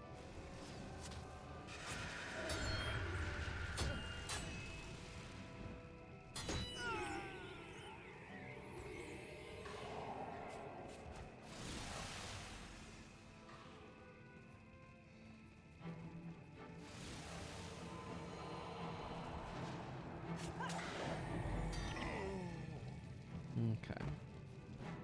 We are coming up towards the end of this mission, though, thankfully. Just need to take out those 2 watchtowers. I don't think I missed one, hopefully. Again, I wish it did a better job of tracking... Oh, you've taken out X watchtowers so far. X of Y. I don't know. How many watchtowers are there? Are like 8? 1, 2, 3... I don't know, like 7 or 8 watchtowers.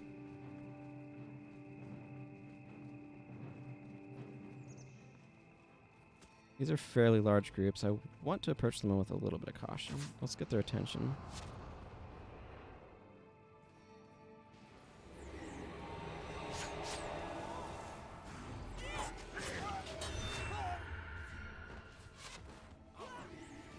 I'm going to pull Koss and Lonnie back a bit.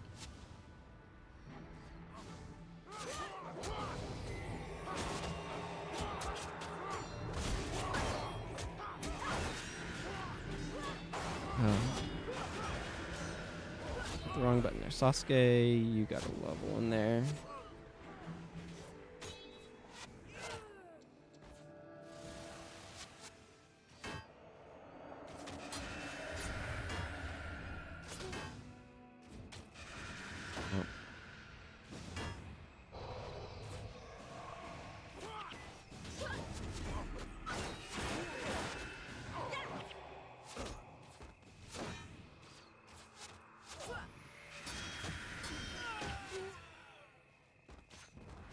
There we go.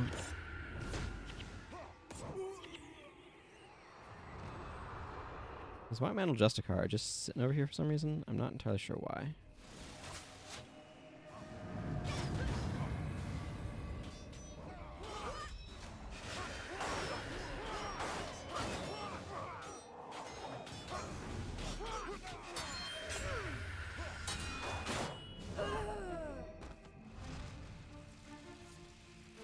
Okay, now we just need to take out the other side.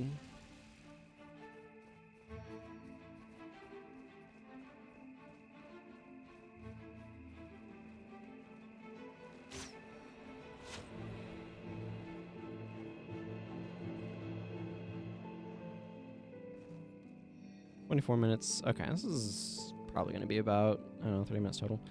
Those guys are a little bit more bunched up than I'd like. Hey.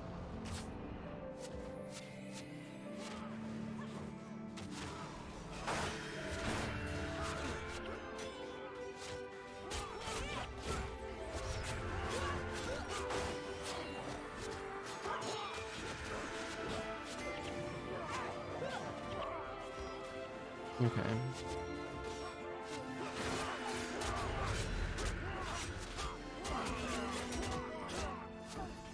I need to back up.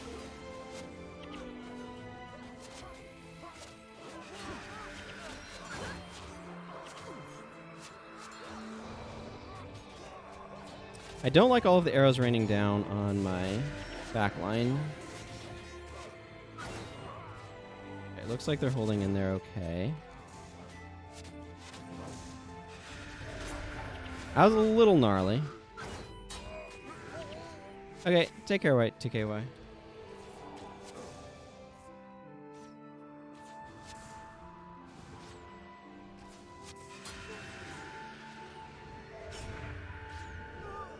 Hey, there's the bonus. Okay, cool. Don't need to worry about the last person.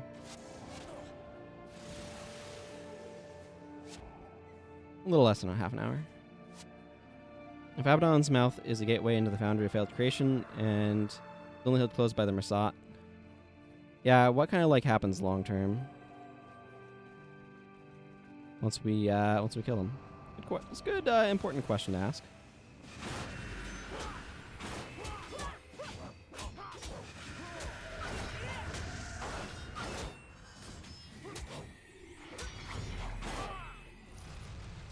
Oh, yeah. Margonites would theoretically have escaped from there. I mean, that's more of a problem with Nightfall, but, anyway. Well, today has been a productive day in Guild Wars 1 land. I will clear out inventory and stuff in between things, but, This was empty when we started, and now it's got 6 missions in it. So that's really cool. I'm going to go ahead and wrap up the Guild Wars portion of the stream here. I'm going to take a short break, and then I'll come back with Axiom Verge, kind of wrap stuff up with that. But I thank everyone for watching the Guild Wars 1 portion of today's stream. I'll give you all a little bit of a wave off to wrap things up for this section here. But I will be back, in, like I said, in just a few minutes with Axiom Verge, so please stick around, and thank you for watching.